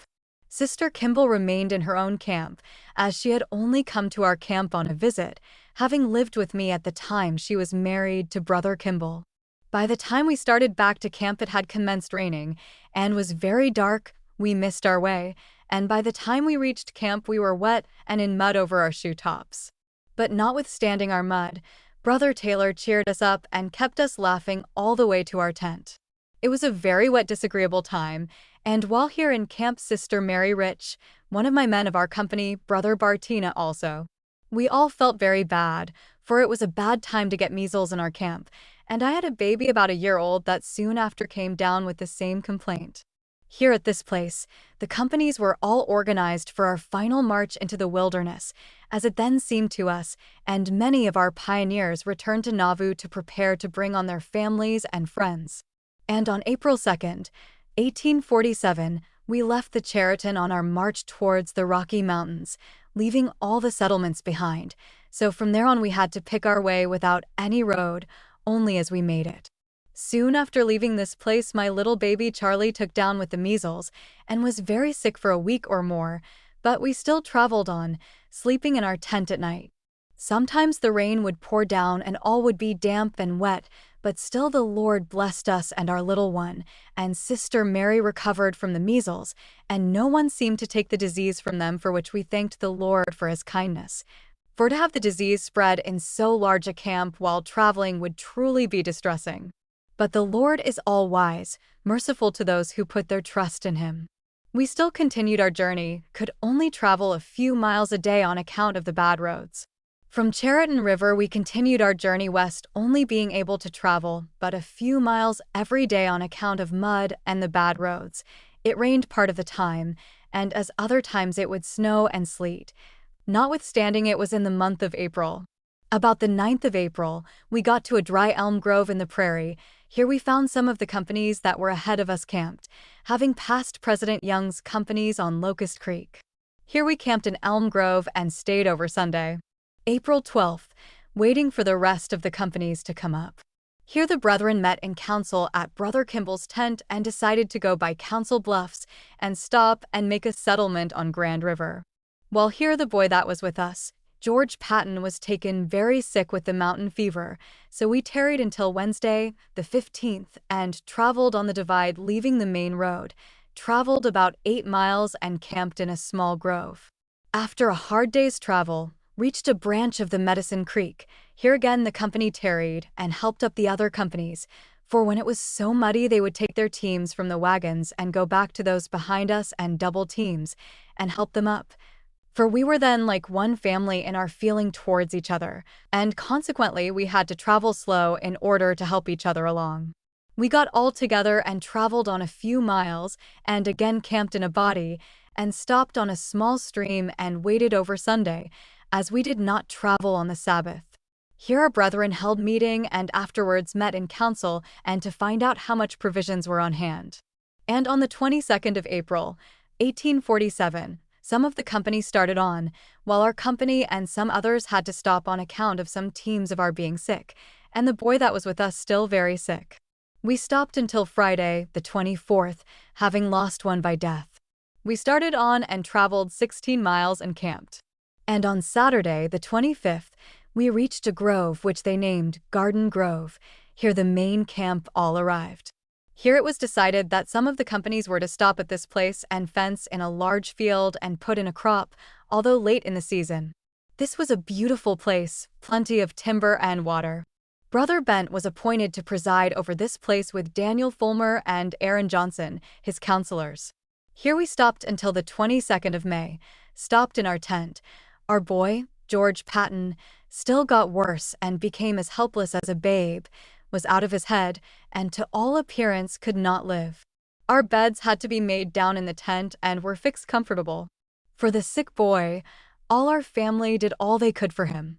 Mr. Rich and a Brother Brownell took charge of him and watched him at night. Brother Brownell was traveling with us to help us along. George Patton, the boy, was put into our charge to look after the same as one of our own children. He had by this time become unconscious. Mr. Rich came to my bed and called to me and wanted to know if I could watch over the boy a while, for he must have a little rest. So I got up and went to the bedside of the sick boy while my husband and Brother Brownell could have a little rest. They both thought the boy could not possibly live many hours. So I took empty seat beside the poor sick boy and began to reason with myself. My reasoning was something like this. I thought to myself, this poor dying boy was put into our charge to watch over the same as one of our own children. Could we give up one of our own children to die without using all the faith within our reach to plead with the Lord to spare the dear one and not take it away from us? This boy had no mother living to plead with the Lord to spare the dear one and not take it to impress it upon me what to do for poor George, for he was a good boy and we all loved him. So when I got up from praying, I was led by my feelings to put a teaspoonful of consecrated oil in his mouth. His tongue was drawn far back in his mouth and was very black, and his breathing rattling and heavy, and his eyes to all appearance set in his head. I did not see that he swallowed the oil, so I anointed his face and head with the oil, asking the Lord to bless the same. Then, in a little while, gave him another teaspoonful of oil, asking the Lord at the same time with a humble heart to spare the boy and accept of my feeble efforts in his behalf. I felt broken-hearted before the Lord, and to my great joy, I noticed that George opened his eyes and looked upon me as though he was astonished. I said, "George, do you know me?" He spoke in a whisper, "Yes." Oh, how glad I felt by this time. Mr. Rich had woken up and inquired how the boy was, saying afterwards that he almost feared he was gone. I said to him, "Come and see." The boy looked at him and smiled, which astonished Mr. Rich so much that he turned to me and said, "What has caused such a change?" I said to him, "Prayer and faith, and hope in our Father in heaven." So I told my husband what I had done and how humble I felt while praying to the Lord to spare the boy's life. My husband was truly affected and told me the boy's life would be spared to yet be a blessing to me in some future time. And from that time on, the dear boy continued to mend slowly and got well and proved himself to be a blessing to me and my children many years afterwards, when my husband was away from home on a mission, and me and my children were destitute and needed help. For he grew to be a man, helped to bring his father to Salt Lake Valley, married, and settled in Payson, Utah, prospered and was blessed with plenty, raised a large family, and at this time is still living, and many has been the time that he would bring me loads of provisions, butter and groceries when Mr. Rich would be off on missions to forward to the work of the Lord. And when George would help me, he would always say, "Ma'am," for that is what he calls me. He would say, "Ma'am, I owe my life to you, for your faith and prayers saved me from death." This same boy is now Brother George Patton that lives in Payson, Utah, and he will give the testimony that what I write is the truth. Well, I will not return to our travels from Garden Grove to our next stopping place called Mount Pisgah. We left Garden Grove May 22nd, 1846. At this place snakes were very bad and many of our cattle and horses were bit by them. Our horse, the only one we had of our own, was bit by a rattlesnake. Mr. Rich doctored him with sweet oil and hart's horn, and he recovered. It was no uncommon thing to find snakes coiled up under our beds when we took them up in our tent in the morning. So the 22nd of May we took a part of our things and started for our next stopping place, having to leave a part of our things to be brought on at some other time, as Brother Thomas Ricks had to return to Nauvoo from this place to help his father's family on the next season. So that left us one wagon and team short. So it took us about 7 days to reach the place we were to stop at for the balance of the summer and the next winter. It was only 40 miles from Garden Grove, but we had to travel slow. We arrived in camp on the 24th of May. On reaching this place, we found that Father William Huntington was appointed by President Young to stop here and preside over the place, and that Ezra T. Benson and C. Rich to be his counselors. The brethren that had gone ahead of us to this place and were appointed to stop here had already commenced to raise small log houses. So we lived in our tent and wagons until our men could put up one log house and cover it with bark and dirt, and we had a dirt floor, but our tent was used as a room. Also, our wagon boxes were taken off of the wheels and turned into bedrooms. The men folk went to plowing and planting, late as it was, and putting up as good fences as they could to keep the cattle out of the crops. So it was not long until the brethren of this place had gotten about 1,000 acres of ground into grain and potatoes, squashes, and seeds of all kinds, such as we had with us. And they had it partly fenced. Then they went to work to prepare to fix up places to live in for the winter. All those that had means to go on further had done so, leaving orders that all that came after was to stop at this place until further orders from the First Presidency that had gone on the Council Bluffs on the Missouri River. There they stopped for the winter in order to prepare to start in the next spring for the mountains. About the middle of June, Brother Benson started for Council Bluffs with the mail from Pisgah and returned, and about the last of June, Brother Benson was called to be one of the 12 apostles to fill the place of John E. Page, who had apostatized, leaving the burden of the place on Father Huntington and Mr. Rich to see to affairs as best they could, for there was a great care resting upon them at that time. And about the 20th of June we were visited at this place by Colonel Allen of the Army of the West. He wanted our people at this critical time of our travels to raise 500 men as volunteers to go to the Mexican War to help fight Mexico. Father Huntington and Mr. Rich sent him on to headquarters to where the First Presidency was. So, my dear readers, you can see, notwithstanding we had been driven and journeying in poverty to seek a place of rest, we were followed, and this cruel demand made upon us. So in a few days Brother Parley P.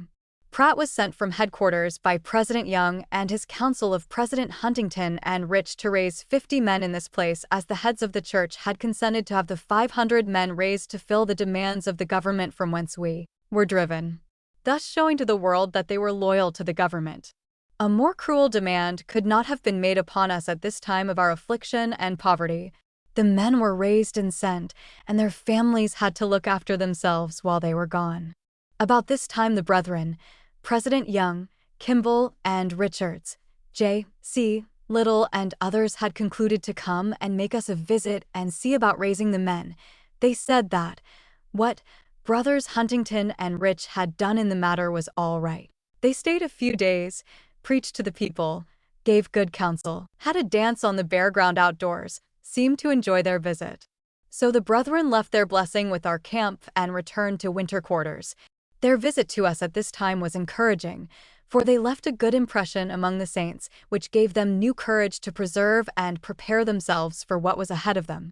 Along about the 1st of July, our brethren found they must go to work and stake and rider their fence in order to secure their crops from unruly cattle. Now I expect that many of my readers will not know what stake and rider fences mean, for they do not see much of that kind of work in this day. They put stakes crossways on each end of their poles, and then laid another pole on top of the old fence, which made the fence some higher than it was so the cattle would not jump over the fence.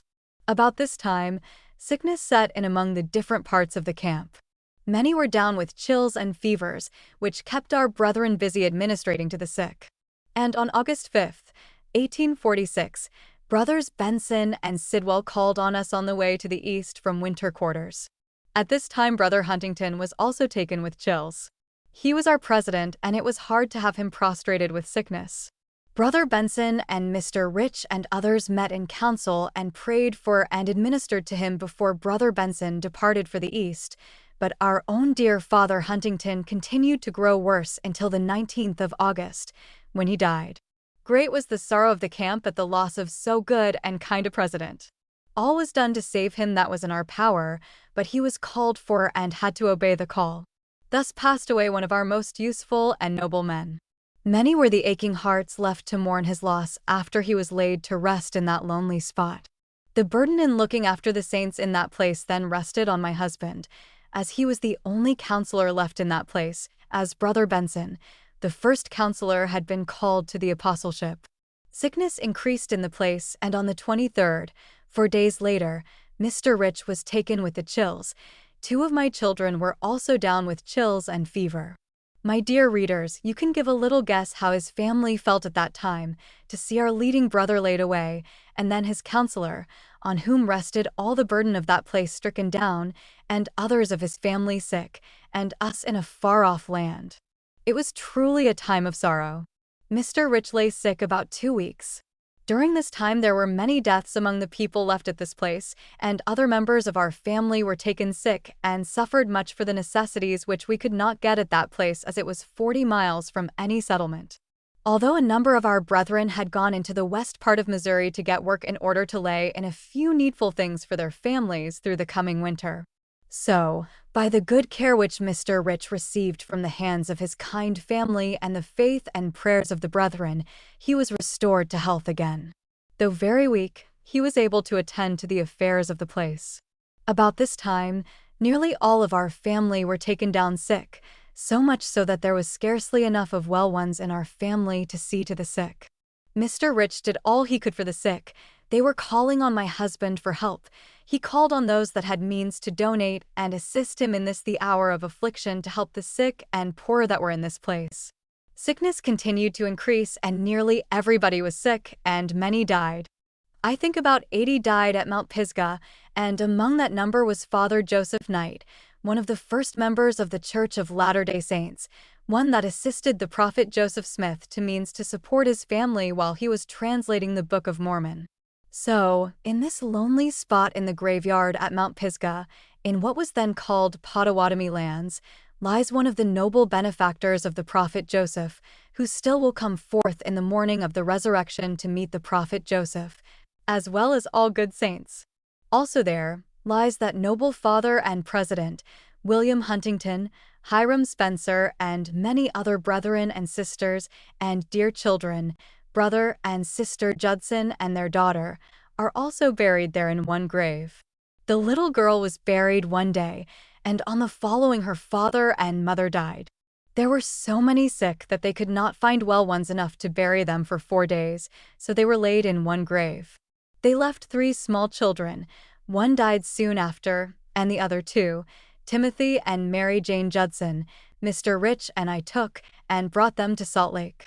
Mary Jane Judson remained with us until she married William Hanson, by whom she raised 4 sons and 3 daughters. Timothy remained in our family about 2 years, and one of his older brothers came on and lived with us 1 year, and then he and Timothy went to California and are still there. After the sickness of Pisgah and so many deaths had passed over a little, our brethren had to look after their crops and secure the same to help them through the coming winter. Mr. Rich had 2 rooms built down on the river where we would be handy to wood for the winter, and where we were living, we had no spring water, which was supposed to be what was called mineral water and caused so much sickness. On the river, we could use river water. It was a branch of Grand River. We, with Mother Huntington's family and a number of other families, moved a mile or so from the hill where we had lived through the summer. Before we moved on the river, Mother Graves and her daughter Eliza Graves Rich came on, as Eliza was one of my husband's wives that had been left back in Nauvoo on account of her confinement on the 11th of February, before we left Nauvoo on the 13th. She had to be left, with her baby to be with her mother, and then they came on in the fall company. She also with her mother lived on the river. At this place, Sister Sarah J. Beck Rich, another one of Mr. Rich's wives, had a fine son born about the 26th of October. After this, Mr. Rich was again taken sick with a fever, and was very sick for a long time, and it turned into the chills. He was sick in bed when I was confined on the 15th of December, when I had a son born. There we were in one little small room, with a bark roof and a bark floor, for the oak and other trees would peel away easily. The brethren would peel off large pieces of bark and spread them out and make floors, and cover the house with the same. Brother Lorenzo Snow and family had also come on the Pisgah and stopped for the winter. He lived near us, and himself and family were so kind to us in our time of sickness, and administered words of comfort and cheered us up in our affliction. And at this place we had many testimonies that the Lord had not forsaken us, and that he was mindful of his people who put their trust in him.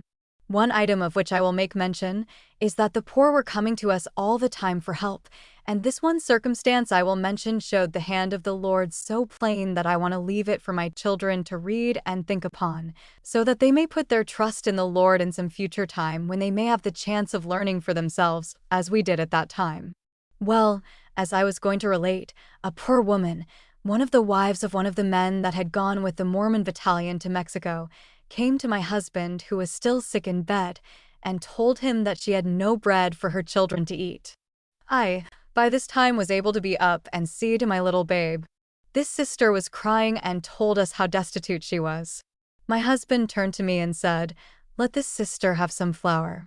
This was a puzzle to me, knowing that we did not have 20 pounds of flour in the house and none in the place to get. He looked at me and smiled and said, "Sarah, let her have all that there is in the house and trust in the Lord to provide for us." I arose and did as I was bid, but we did not know how our children were to get bread. When the sister was gone, Mr. Rich said, "I know the Lord will open the way for us to live, so do not feel uneasy, for there will be a way opened for us having a loaf of bread in the house." I too began to ask the Lord to open the way for us to live, and along towards evening we saw some covered wagons coming down the hill towards the house, so the man in front drove up and came into the house. It proved to be Brother Sidwell that was with Brother Benson that had called on us as they went east. Brother Sidwell said he wished to stop overnight with us. My husband told him he could do so. He then turned to Mr. Rich and said to him, "The Spirit tells me you are out of money and told me to help thee." He used thee as if he had been a Quaker. He then handed Mr. Rich $50. Mr. Rich turned to me, handed me the money, saying, "Now, you see, the Lord has opened a way for us to get flour." He was quite overcome with thanks in his heart. Brother Sidwell, after understanding the situation, said, "We have bread in our wagons enough for tonight and in the morning, and we passed a wagon load of flour a little way back that was heading this way and will reach here either tonight or in the morning. So you can be supplied with bread stuff." We both burst into tears to think the Lord had so blessed us for blessing the poor sister and her little children. When the wagon of flour arrived, Mr. Rich not only laid in a supply for our own family, but got a lot to give out to others that were sick and poor of that place. He also let us have some groceries. He was a wealthy bachelor on his way to winter quarters, and there assisted others to start to the mountains.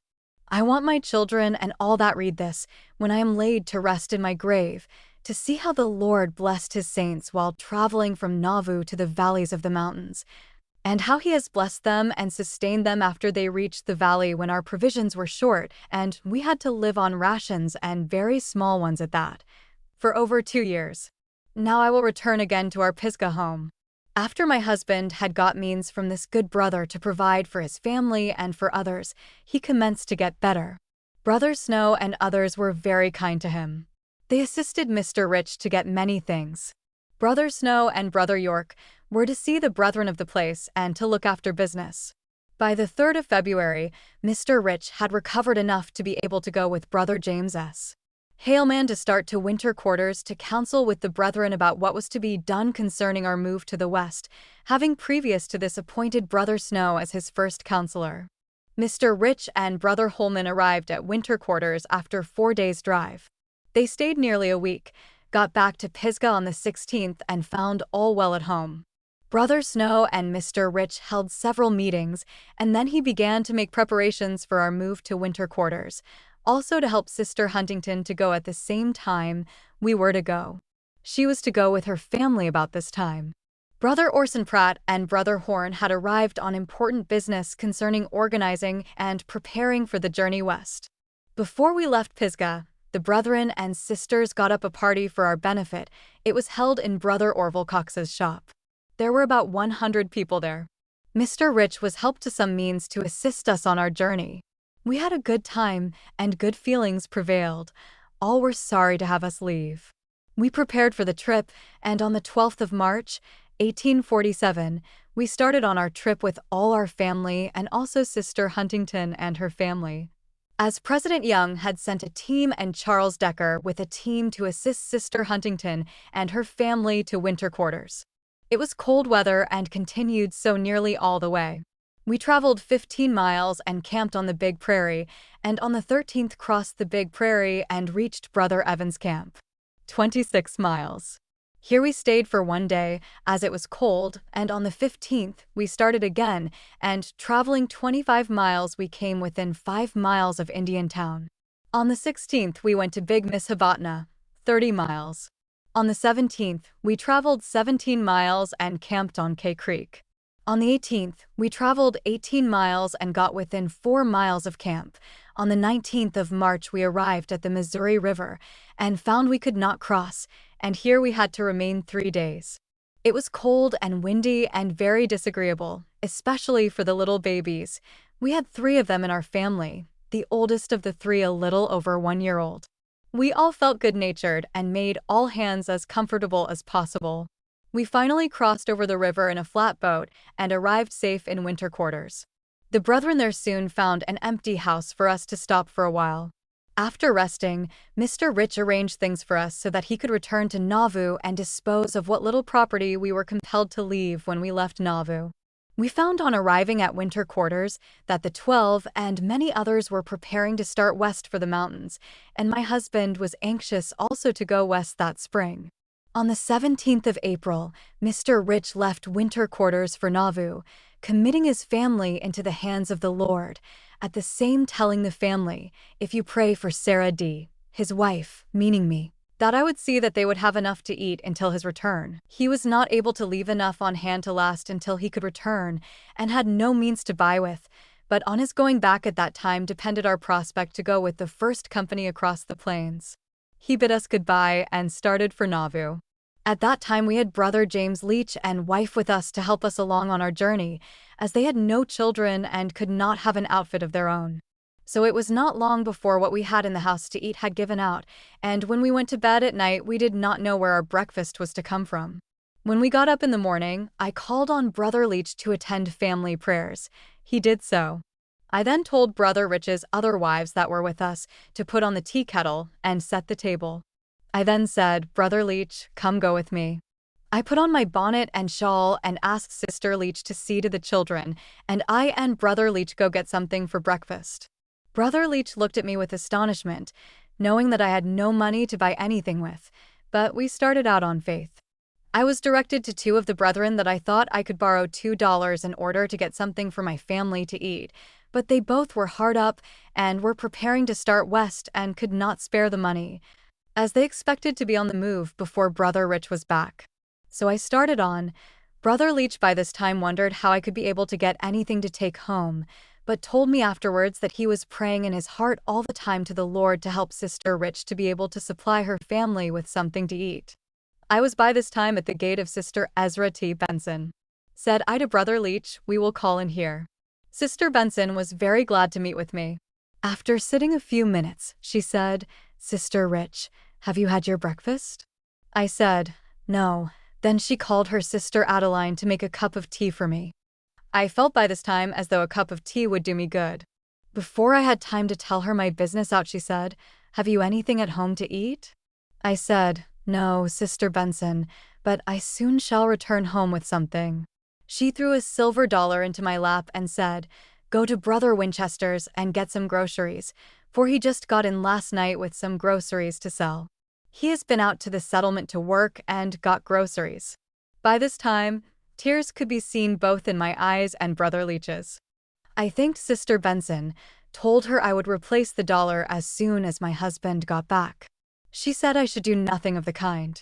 So, we drank a cup of tea and started for Brother Winchester's. We had not gone far before we met Brother E.T. Clark with a sack of flour and a bushel of potatoes in his wagon.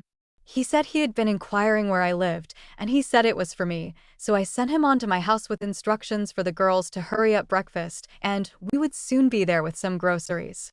We went and got a little sugar, a little coffee, and tea, and of course $1 would not get much, but we were so proud to get a little. We then started for home, past Brother Falks, whom I had never seen. He was just finishing dressing a calf. Someone present observed to him that there went Sister Rich. He turned and called me and said, "Sister Rich, send that man here and get a quarter of this calf." I did so and reached home with plenty to eat, and I found the family ready to thank the Lord that they had prayed for me, and that the Lord had blessed me in my efforts to get something to live on until Mr. Rich could return. So, my friends, I write this that you may see the result of trusting in the Lord in time of need. Pray unto him with a humble heart, and he will answer your prayers as he did ours at this time of need. It is this same good Father in heaven that sustained and helped his saints to come to the valleys, and provided means whereby we could live after we got here, for Lot was then cast in great poverty. And all our trials the Lord been near to answer the prayers of those who put their trust in him. Who can doubt this work of the latter day saints after passing through what I have passed through for 45 years? One thing I omitted to mention is that after we reached winter quarters, and before my husband started for Nauvoo, he and I and the girl who had been living with me so long went to President Young's office, as had been previously arranged with the president and with Mr. Rich, and the girl, Sister Harriet Sargent, and myself, went to his office. I think it was the 12th of April, and Sister Harriet Sargent was sealed to my husband as his wife for time and all eternity of President Brigham Young. We returned back, and afterwards he returned to Nauvoo and disposed of what property we had left, visited our friends together with my father, mother, and sister, left them in Quincy, Illinois. He then started for our camp in the West, fell in with a company of saints coming out to winter quarters and traveled with them, and were very anxious to come to the valley with the first company. They arranged with Mr. Rich to help him with his family so we could all come together.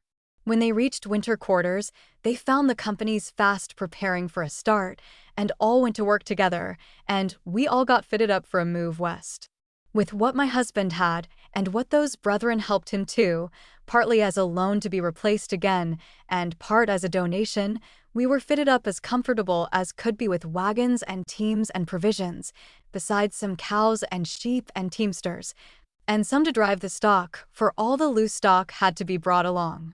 The names of those two brothers who so kindly helped us to be able to come along with the first company were Zazabel Shoemaker and Aaron Cherry.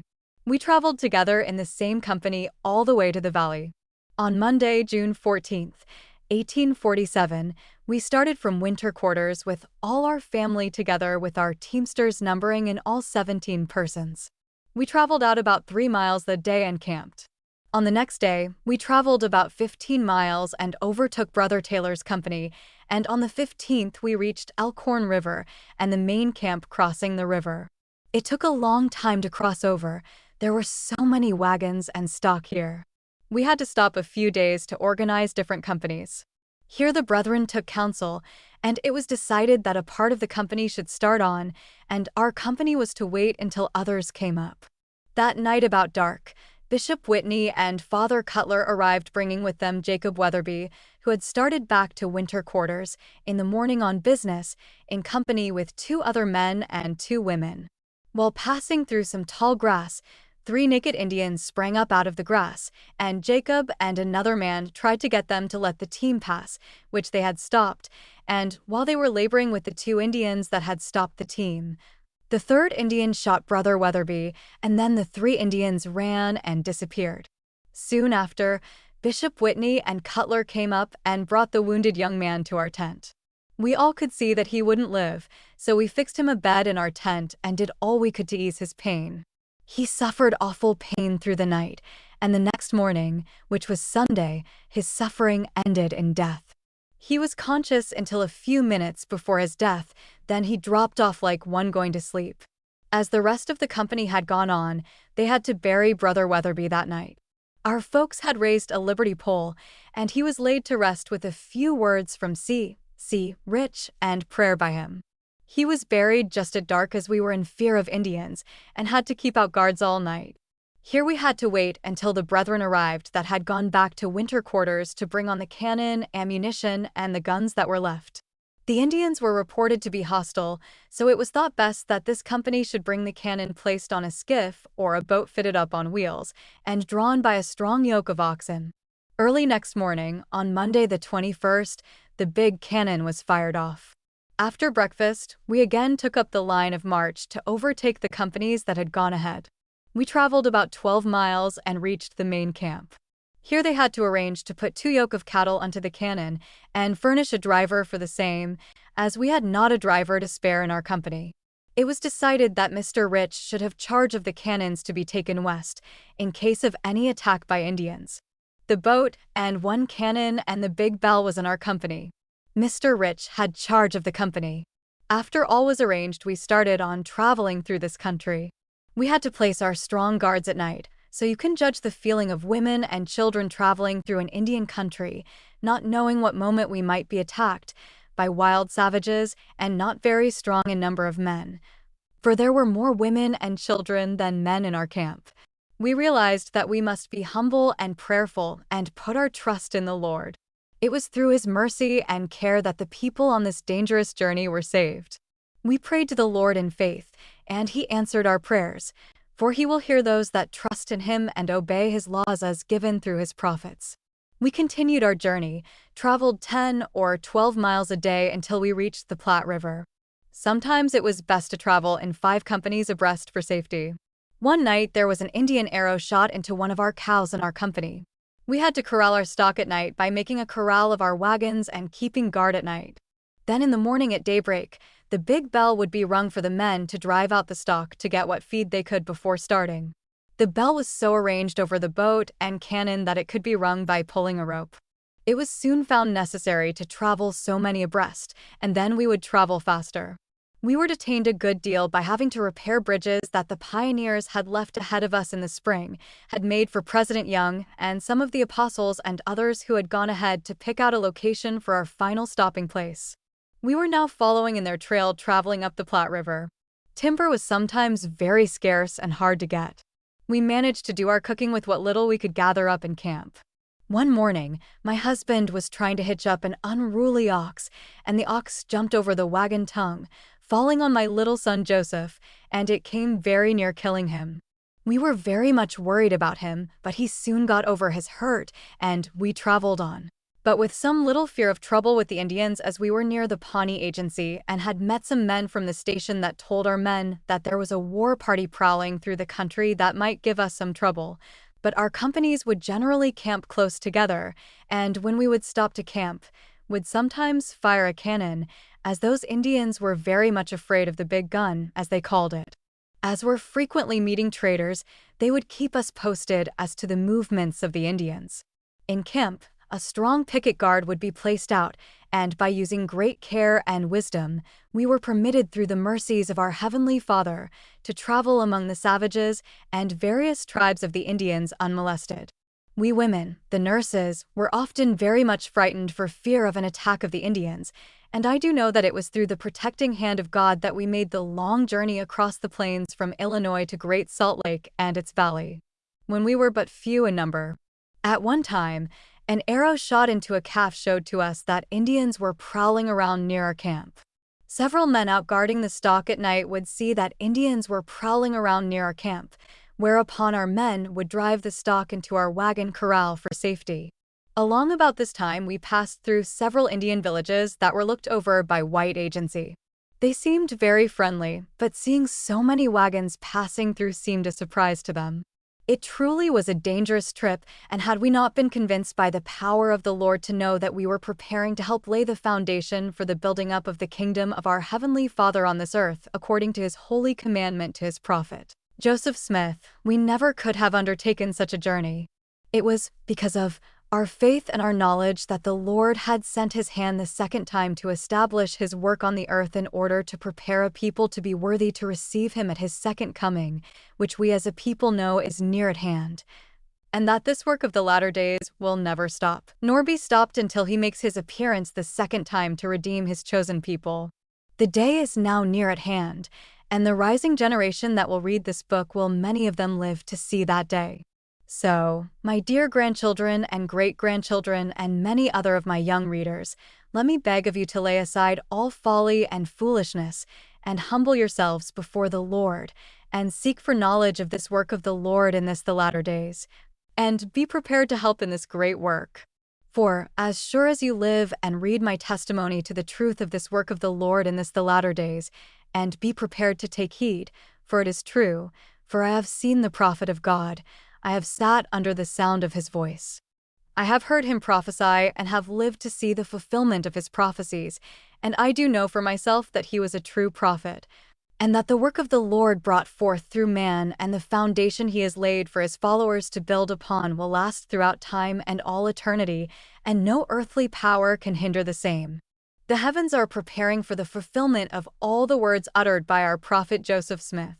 He is also there to work in behalf of this work and will be with the Savior at his coming. So the wicked may stop their work against this people. Their efforts will fall to the ground to their shame and disgrace. We journeyed on up the Platte River, came into the buffalo country, seeing many large buffalo. Brother Lewis Robinson was the first one in our company to kill a buffalo. He killed one weighing over 1,000 pounds. We all stopped and had a feast all through our camp. We stopped a few days to wash, iron, and cook, while the men repaired their wagons, and let their teams rest and recruit up as we were in good food. When all the companies would come up, we would start on again. But while passing through the buffalo country, we did not travel fast, for all the men folks seemed to want to kill a buffalo, so they would travel a few miles a camp and hunt, for it was a new sport for them. Mr. Rich was after a large herd, him and several of our company, riding horseback. They killed 3. The first one he wounded. It was a very large one, and it turned upon him and came very near killing the horse he was riding, but Mr. Rich shot again and killed the buffalo. The next day he killed 2 more. They dressed them and divided out the meat in the company. The men fixed scaffolds out of willows and spread out the meat cut up in thin slices and made fires underneath. As one side of the meat would get dry, they would turn it over, and by so doing, it became dry. They called it jerk meat. We put it into sacks and had enough to last us all through, and it was the sweetest meat I ever tasted. The children grew fat on it. We also tried out the tallow, for we needed grease for our cooking. Every other company also supplied themselves with jerked meat.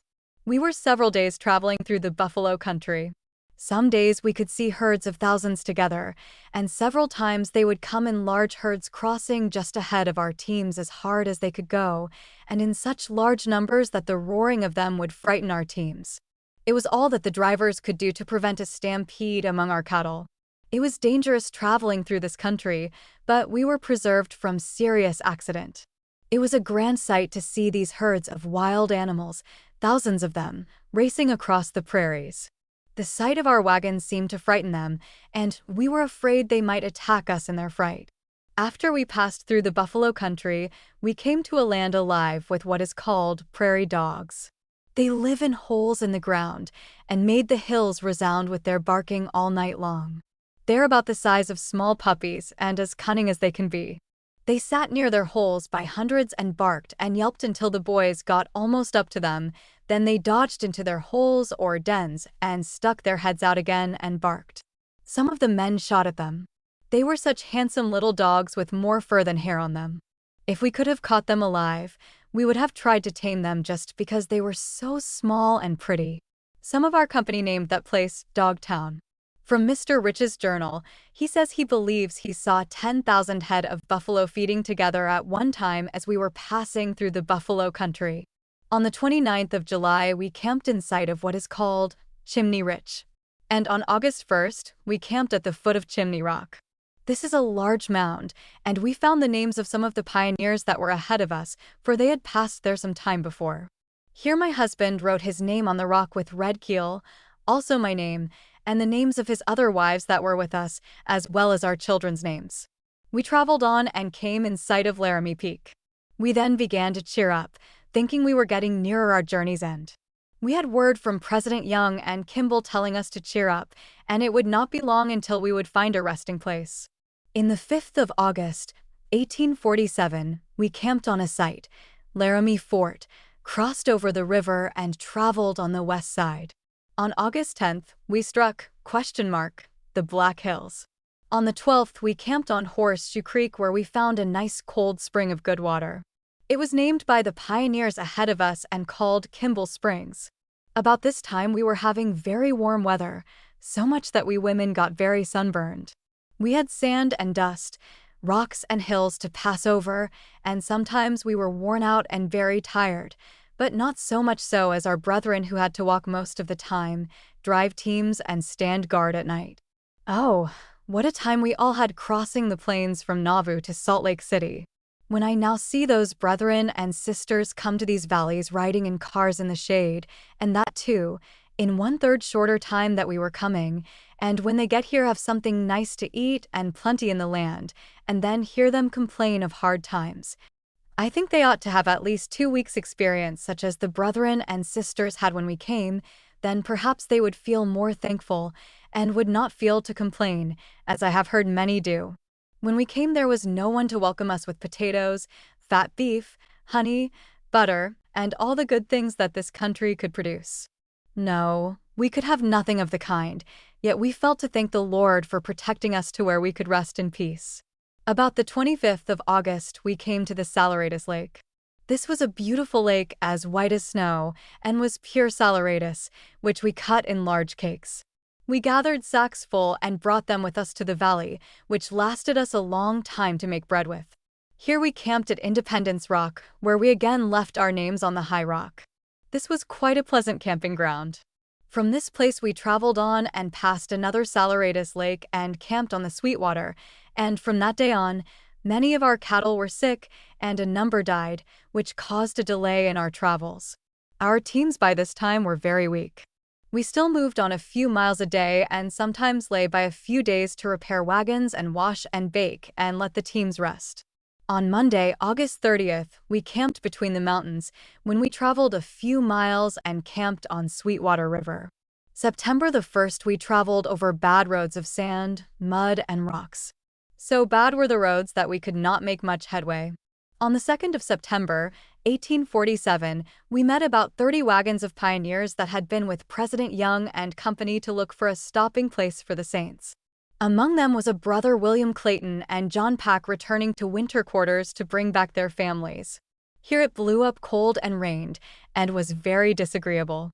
We bid adieu to these brethren and traveled on, knowing we soon should meet President Young, Kimball, and the rest of the 12. On Sunday the 5th, 1847, we reached Pacific Springs, having traveled through South Pass. Here we met President Young and all the rest of the 12 and pioneers. This was a time of rejoicing. Here the two companies lay by 2 days to hold meetings and counsel with the brethren and talk over what was best to be done. On the 7th, the pioneers started on our journey towards our resting place in the valley of the Great Salt Lake. About this time, my mother-in-law, my husband's mother, the wife of Brother John Porter, who was also in Mr. Rich's company, was confined to her wagon and had a fine son. So, altogether we had to travel very slowly. On the day we parted with the company of pioneers, it commenced snowing and snowed all day. This was the 7th of September. It was sudden change from the hot weather of the month of August. We traveled 9 miles and camped on the dry sandy. Here one of our oxen died. We still continued our journey until the 11th, when we crossed Green River. We traveled 12 miles down the river and camped. On Sunday, the 12th, we lay by to rest our teams. From there traveled on and camped on the Muddy. On the 20th, we crossed Bear River, and for a few days several of our company were unfortunate in breaking their wagons. This detained the whole company for a while.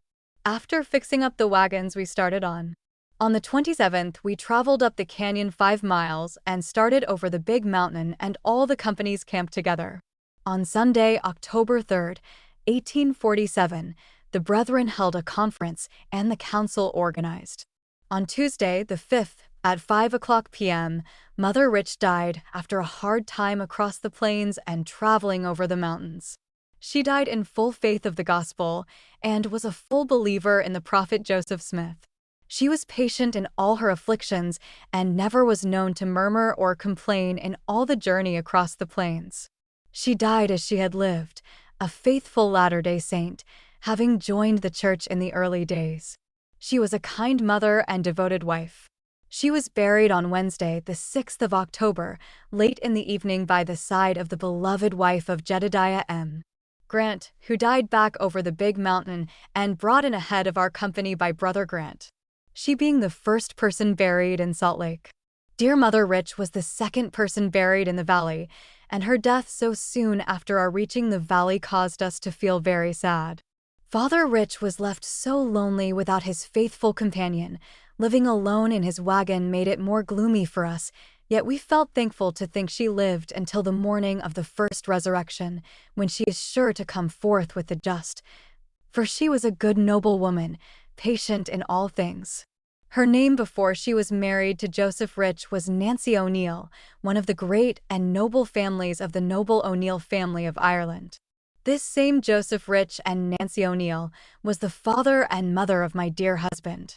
After our Mother Rich was laid to rest, Mr. Rich and the brethren of the companies that had come in commenced to prepare for the winter that was coming on, but before our pioneers left to return back for their families, there had been a company which had arrived from Mexico.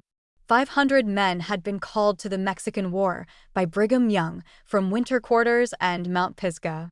These men had gone, served their time, and were discharged, and had come on and met the pioneers to bring their families back to the valleys of the mountains. Those that were left here and the companies that had reached here ahead of our company had commenced to build a fort, for it was counsel for the people to live in a fort. Mr. Rich and the boys that drove our teams and others went to work to try to get a place for us to have some kind of a shelter, for winter was now nearly upon us. They fixed our tent as comfortable as they could for us to cook and eat in, and we had a little sheet iron stove to cook on, and our wagon boxes were our bedrooms.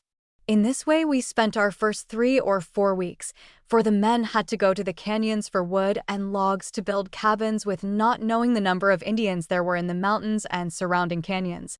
It was rather dangerous work for a few men and boys to go into the canyons, but they had it to do.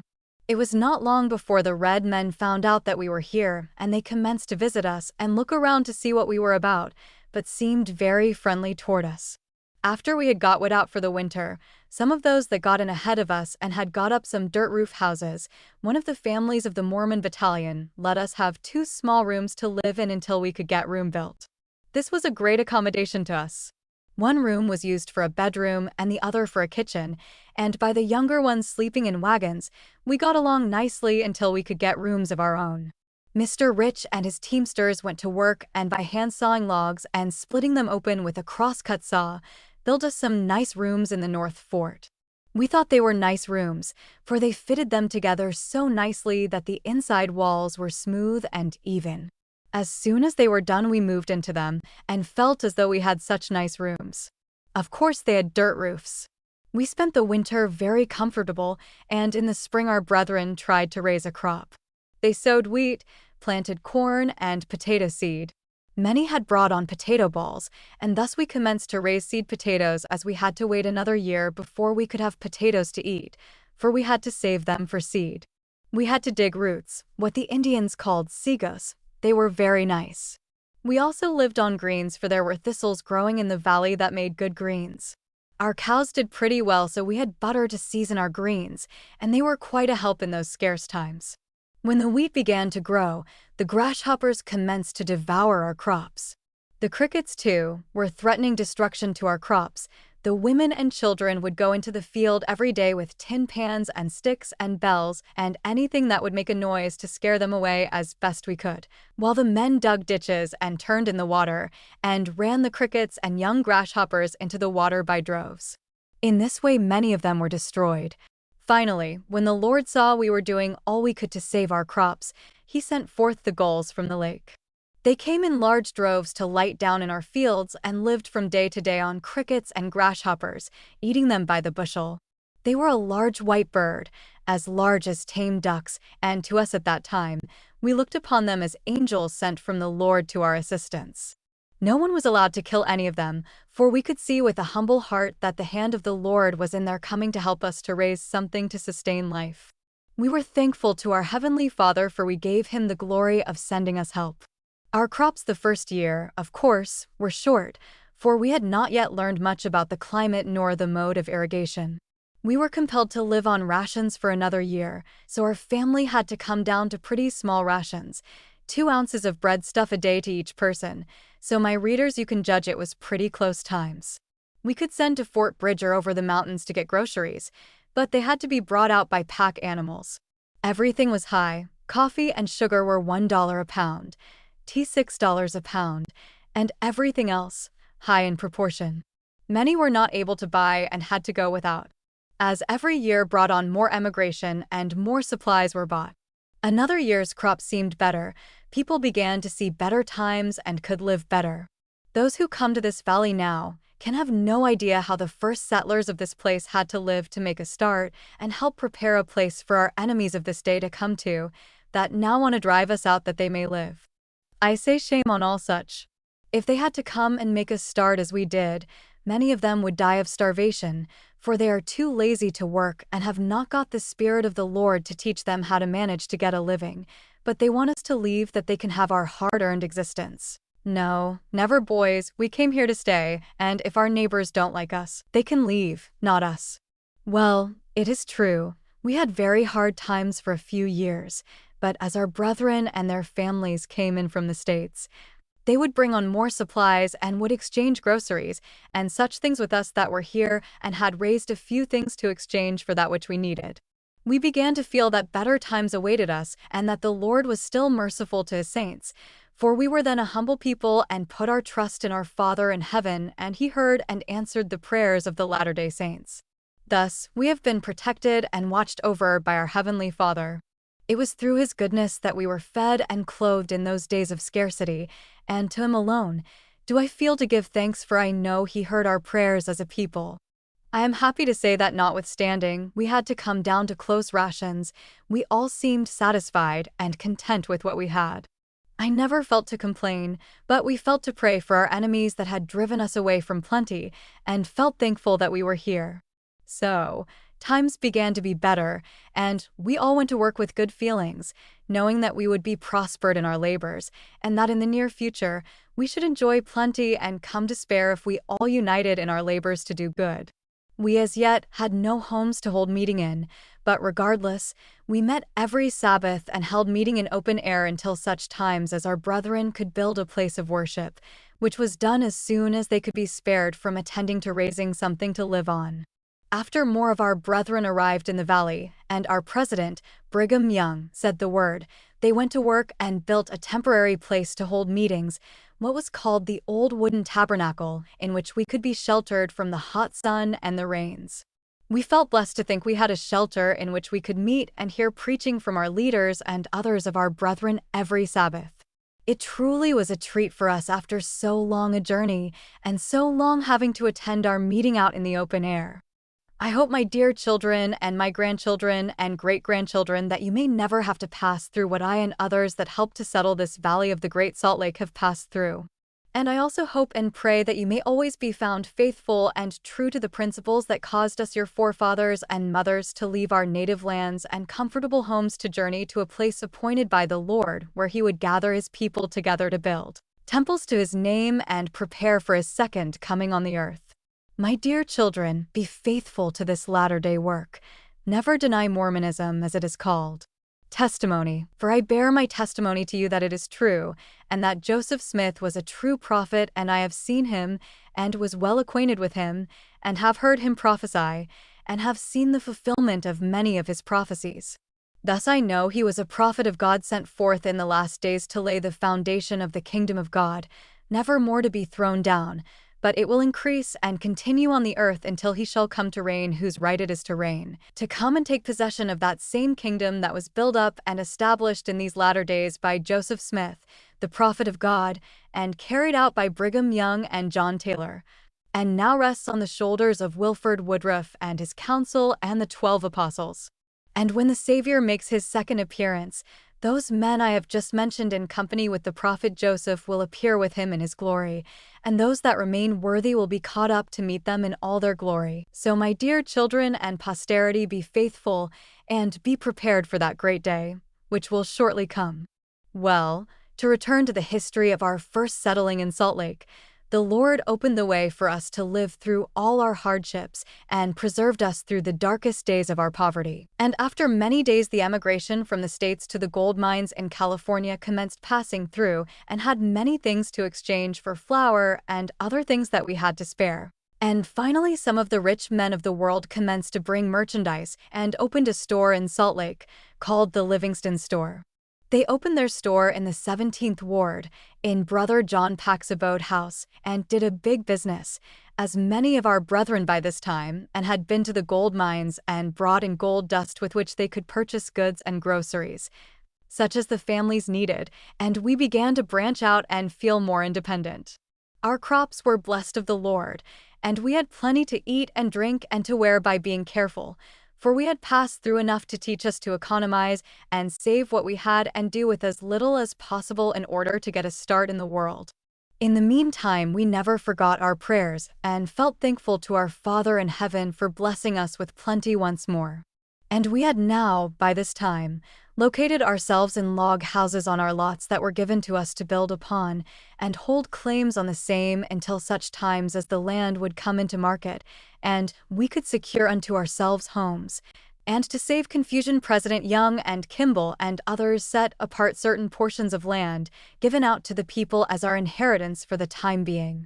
So there was a portion given to my husband and his family of 3 acres and 3/4 in the 17th Ward, now known as the George A. Cannon House, and where Brother James S. Brown and one Brother Davis live in the 17th Ward. Soon after we moved on to our lots and were beginning to be a little more comfortable, in the month of October, 1849, Brother Rich was called upon to take a mission to Southern California, leaving me in bed sick with a babe 3 days old. He started on the 9th of October to be gone a year or more. My babe was a little girl who now is the wife of Melando Pratt of the 17th Ward, and now she is the mother of 7 children, 5 boys and 2 girls. When her father returned from his mission to California, she was 13 months old. While on this mission, he was blessed with a little more means to bring home to make his family more comfortable by some friends and brethren in California that were full-handed and had means to spare. Among that number was a Sister Missouri, one of the good saints that had gone around to San Francisco on the ship Brooklyn a few years before, also a brother and Sister Lincoln. They assisted my husband to some money to help his family, knowing the hard times we had passed through in coming across the plains to reach a place of rest. They also sent many presents to our family in the shape of clothing, which came in very good in those days of poverty and hard times, and we all felt to pray to the Lord to bless them for their kindness, although at that time they were strangers to us, but afterwards became true friends. But now they have passed away to meet a reward for their kindness to us in the hour of need. My husband, after he returned home from his mission, was informed by our leader, Brother Young, that he was called again to return to California again the next spring to take part of his family and remain there and make a settlement in what was afterwards called San Bernardino. He had all winter to prepare to go, which gave him a chance to fix up my family comfortable, I having had the offer from him to take my children and go with him. But as he had other wives that did not have but one child apiece, I thought it would be better for them to undertake the journey than for me to go with 5 children. So, it was thought best for me to remain at home and look after my little children than to journey across the desert that had to be crossed to go to California. So Mr. Rich fixed me as comfortable as he could, and on the 16th of March, 1851, he took 3 of his wives and started for Southern California in company with Amasa Lyman and a large company of saints to make a settlement in San Bernardino. And on the morning that they left, myself and 2 of my children were taken down with erysipelas and were very sick for several days. This truly was a trying time for me as well as for my husband, but duty called us to part for a season, and knowing that we obeying the will of the Lord, we felt to sacrifice our own feelings in order to help establish the work we had set out to do when we embraced the work of helping to build up the kingdom of God on earth. This is why, my dear readers, that I have endured so many hardships in this life, knowing I shall receive my reward in the kingdom of God, for all I have been called upon to pass through in this life. I know my reward is sure if I am faithful to the end. I shall receive a reward among the just. A few evenings after Mr. Rich left, I had prayed with my children and put them to bed, and while meditating, all along I composed the following verses. I will here pen them in this book. They were my simple thoughts while all alone, so I hope no one will make fun of them. O God, my heavenly Father, I pray thee lend an ear, and grant me now one favor, my feeble prayers to hear. Oh, grant me now thy spirit to guide me always right, that I may ere long inherit a home in endless light. It is my heart's desire thy word for to obey, my soul do thou inspire while I do kneel and pray. Oh, give me of thy wisdom, and of thy spirit too, to teach my little children thy righteous will to do. Oh, let thy arm befriend them and shield them from all harm, and angels to attend them in ways that are pure and firm. May they not incline to evil, but cleave unto the good, and shun the powers of Satan and worship thee, their God. Take charge of them, my Father, and be their constant friend. May they look unto no other while their days on earth they spend. May they be filled with virtue, and always love the truth, and also have great knowledge to guide them in their youth. May they respect their father, and obey their mother, too, and be kind unto each other in everything they do. May they never be forgetful of thy commands, O Lord. May they always be found faithful in reading of thy word. Wilt thou this night be with them and guide them while they sleep? May they awake in meekness, and all thy precepts keep, and return to them their Father for whom they daily pray, sent forth upon a mission the gospel to convey. Oh, let thy arm protect him while he is far away, for me and my dear children do for him daily pray. I wrote down these simple verses that my children and friends may read them and see that their mother was mindful of them, and watched over them when they were little and in bed asleep, unmindful of what their dear mother was doing for them. I felt humble before the Lord, and put my trust in him, having faith that he would spare their lives in the absence of their dear father. Oh, that my children were as humble in this day as I was then. I feel that I tried to perform a mother's duty to my children to the best of my ability, for I was left alone a great part of the time to manage my family the best way I could, for their father. Being a leading man in our church, his calling was away from home most of the time, which of course left a great responsibility on the mothers.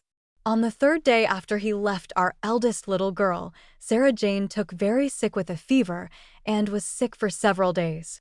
I watched over her day and night and called in the elders to administer to her, and through prayer and faith and the good care of a mother, she recovered from her sickness and was well again.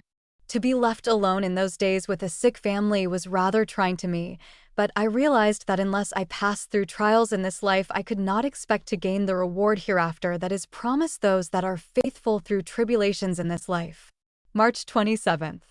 I received a letter from Mr. Rich, which was a comfort to me to hear him for a while. By this time, my little children had recovered from their sickness, and as there was a pleasure company preparing for a trip out to Salt Lake, or Black Rock as it was then called, President Young had kindly sent me an invitation to go. I found myself preparing for a trip to the lake, as we then had to go in wagons, for it was the first trip of the kind that had gone out for pleasure. I felt honored to receive an invitation. So I got my husband's sister Jane and Green to stay and look after my children, and I prepared for the journey. Brother Aroit Hale and Chauncey West had fitted up a good 4-horse team and kindly invited me and Brother Hale's wife's mother to go in his outfit. So on the morning of the 4th of July, 1851, the first company for an out for pleasure, with 130 wagons and carriages, set out for the Great Salt Lake at the firing of the cannon as a signal to start. We started out in line in good order, headed by the band carriage and the President Young, Kimball, and others. The day was beautiful, we had a pleasant ride, arrived at Black Rock at 1 o'clock. The cannon was again fired on our arrival out there, and the American flag was hoisted, and the stars and stripes were floating in the breeze of the Great Lake with the big eagle and beehive attached, which truly looked grand. The company formed a corral with wagons and carriages and pitched with tents, prepared to hear an oration from President Young, and after that was over we prepared our suppers and then retired to the edge of the lake. Then it was dry land around Black Rock. After the company took a bath in the briny waters, having tents put up for dressing rooms, we then went back to our tents, put on our Sunday clothes, and went to the Bowery prepared with a good floor for dancing. We were then called to the bank carriage at the firing of the cannon for prayers, had some good remarks from President Young, and prayed by Apostle E.T. Benson. Then we went back to the Bowery and danced until 2 o'clock, and then went to our tent and went to bed, rested well, felt quite refreshed in the morning, prepared and ate our breakfast and visited around among the camp until the cannon fired at 10 o'clock to prepare to take up the line of march for home. We started, had a nice ride home, everything was in good order. We were then bands of Mormons, no Gentiles in our company, arrived at home at 3 o'clock. I found all well at home, children had been good, obeyed their aunt while I was away as I had prayed with them the morning before leaving them, and commended them into the hands of the Lord. I enjoyed my trip out to the lake, so did all that went in that company.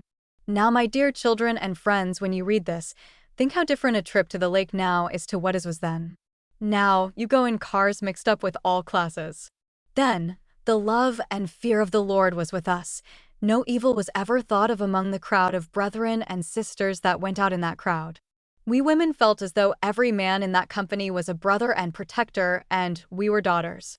Out there we had fatherly counsel from our leaders and good teaching from our elders, and some nice singing from Brother K and his family. For they were all good singers, his wife and 3 little daughters. Brother John K took such a pride in his family.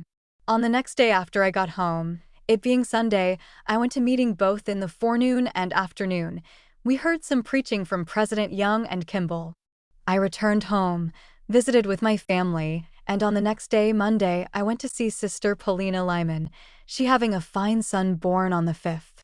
Sunday, the 13th of July, 1851, I took 3 of my children, Charles C., John T., and Libby with me to the farm. We had a good visit with Sarah, one of my husband's wives, and her sister, Henrietta, Thomas Rich's wife. He was a cousin to my husband. I returned home in the evening, found all well.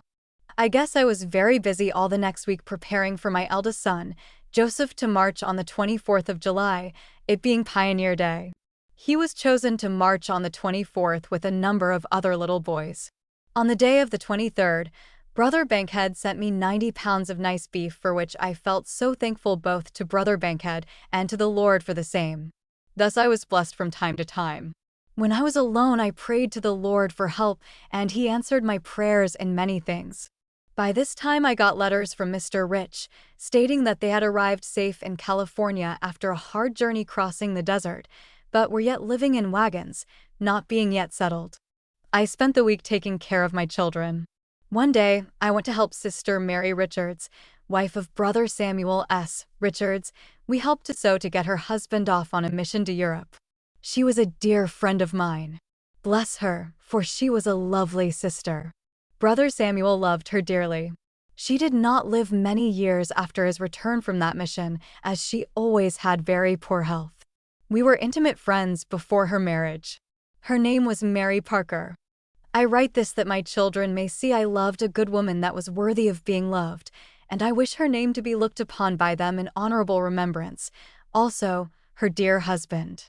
I often visited her while Brother Richards was gone on his mission, and we enjoyed talking over our beliefs in the gospel and hoped to be faithful to all principles of the same. August the 20th, I went in company with Sister Whittle to Brother Thompson's to a party. There I met Brother Orson Hyde, who had just got in from the States, and learned from him the joyful news that my father, John P., and my youngest sister, Jane, were on their way to Salt Lake. This was joyful news to me. I returned home about 2 o'clock with Sister Whittle and her family. We had a pleasant time at the party, for in those days we had no Gentiles to cause us to fear going home from parties, for we were all Latter-day Saints. I went the next day and got some groceries to send back to my father, for I learned he needed some. On the 27th of September, my father arrived. I was overjoyed, for I had not seen him for 6 years. In that time my mother had died, and my father had married again. My sister Jane was back in Brother Allred's company. Brother James Allred, and they had not yet arrived. They did not get in until the 2nd of October. I had a house prepared for my father and his family, consisting of his wife and her son. His name was Charles Bailey. When my sister arrived, I took her to live with us, as she was not married and the only sister I had living. Before my sister arrived, I had gone to our farm, 12 miles north of Salt Lake City, to visit 2 of my husband's wives that lived there. One of them was expecting to be confined, and as she lived so far away from us, I felt impressed to ask her to go home with me and stay until after her confinement. When I asked her to go home with me, she said, "I was just wishing you would ask me to go home with you." So, we soon got her ready, and I took her home with me in order that I could see to her through her sickness. I loved her dearly, for she was a good woman and had always been so good. Her name was Sarah Jane Peck Rich. As my husband had now been gone 6 months, I felt it my duty to see that she was well cared for. I got her comfortable fixed up, and on Sunday the 5th, I went to meeting, came home, and about midnight she was taken sick. I sent for Dr. Clinton, and about 4 o'clock in the morning of the 6th of October, she had a pair of twins, a boy and a girl. I now could see why the Lord had impressed upon me to take her to my house. We felt very proud of the twins. I fixed her comfortable in bed, and I dressed the babies and nursed and took care of them until the mother got well and felt like returning to her home at Centerville, Daviess County. My sister helped me with the work. Sarah gave me the privilege to name the babies. I named the boy Orson and the girl Orisa. They were such pretty, healthy children.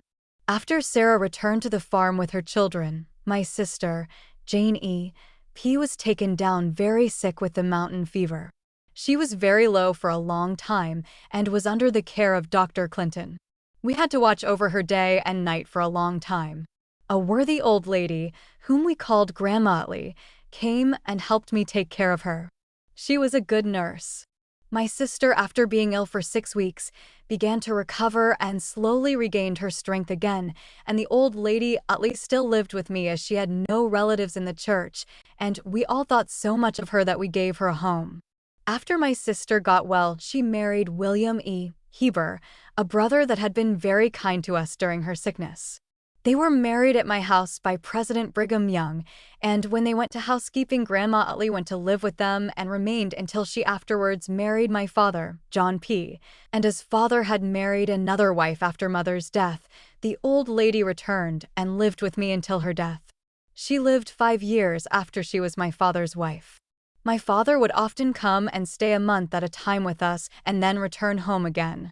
This old lady seemed so much like my mother that we did not like to part with her, and until death called for her. She was 81 years old when she died. A few years after her death, I took my father home to live with me, as he had become too feeble to keep house any longer. He lived with me the last 3 years of his life, being 91 years old when he died. He went down to his grave like a shock of corn fully ripe, went off like one going to sleep. He now lives with Grandma Utley in the Salt Lake graveyard on the lot owned by C. Rich, Lot 2 Block 10, Plat E, Salt Lake Cemetery. My sister, Jane F. Horner, died when she was in her 70th year, her husband, William E. Horner, having died 10 years before. They left 2 children living and several grandchildren. William E. Horner living in Heber City, Utah, and Sarah Mariah Clotworthy living in Heber City, wife Thomas Clotworthy in Heber City. I am now the only living child of my father out of 9 children. All have gone but myself. Well, now, I will return to my loneliness with my children in the absence of their father, who was on his mission to California. I received a consoling letter from him after he reached the southern part of Salt Lake Valley, which I will here copy that my children and friends may see how he felt on this journey towards me and my children. Perhaps it will be a comfort to my children to know how their father felt towards them and their mother starting out to fulfill a mission that he considered of much importance to them, as well as himself and all his family. For we all know that by his going and fulfilling missions of importance, that it was for our welfare hereafter. And my dear children, when you read what your dear father wrote to me, you will see it was a trial for him to be away from home, but duty called him away, or he would not have gone from us. PT&ET March 23, 1841. Sarah, dear companion, I will now improve the time to let you know that I am well, also that all that are with me. We have had no bad luck except turning over one of my wagons at this place. No damage done except sprained Mary's wrist, and hurt Emmeline some. She is now almost over it, and Mary's wrist is on the mend. I received one letter from you at Provo, by Brother Kimball, for which I was thankful for, and thankful to hear that you were all well or nearly so. I felt pleased with the spirit and feelings manifested in your letter. If it were so that I could, I would return and visit you, but I have to start in the morning. I also received another letter today by Brother Pomeroy, which still gave me joy to learn all was well with you. My prayers are continually that you and the children may be blessed. I have nothing but good feelings, and what I have done because I thought it was for the best. You need not have any fears that my feelings will be weaned from you and the children. Your letter in telling me of the feelings of Joseph and the rest, telling how bad they felt at my going away, touched all the tender feelings in my bosom. Say to them to be good children, do right, go to school, learn all they can, and the Lord will bless them. Tell Joseph to be a good boy, and he shall see his father again. I will remember a pony for him, not forgetting all the children and yourself. You must manage the affairs the best you can. I have no doubt that you will do that. Now, I will say a word about the money from Bankhead. It is to buy wheat for your bread and the rest of the families.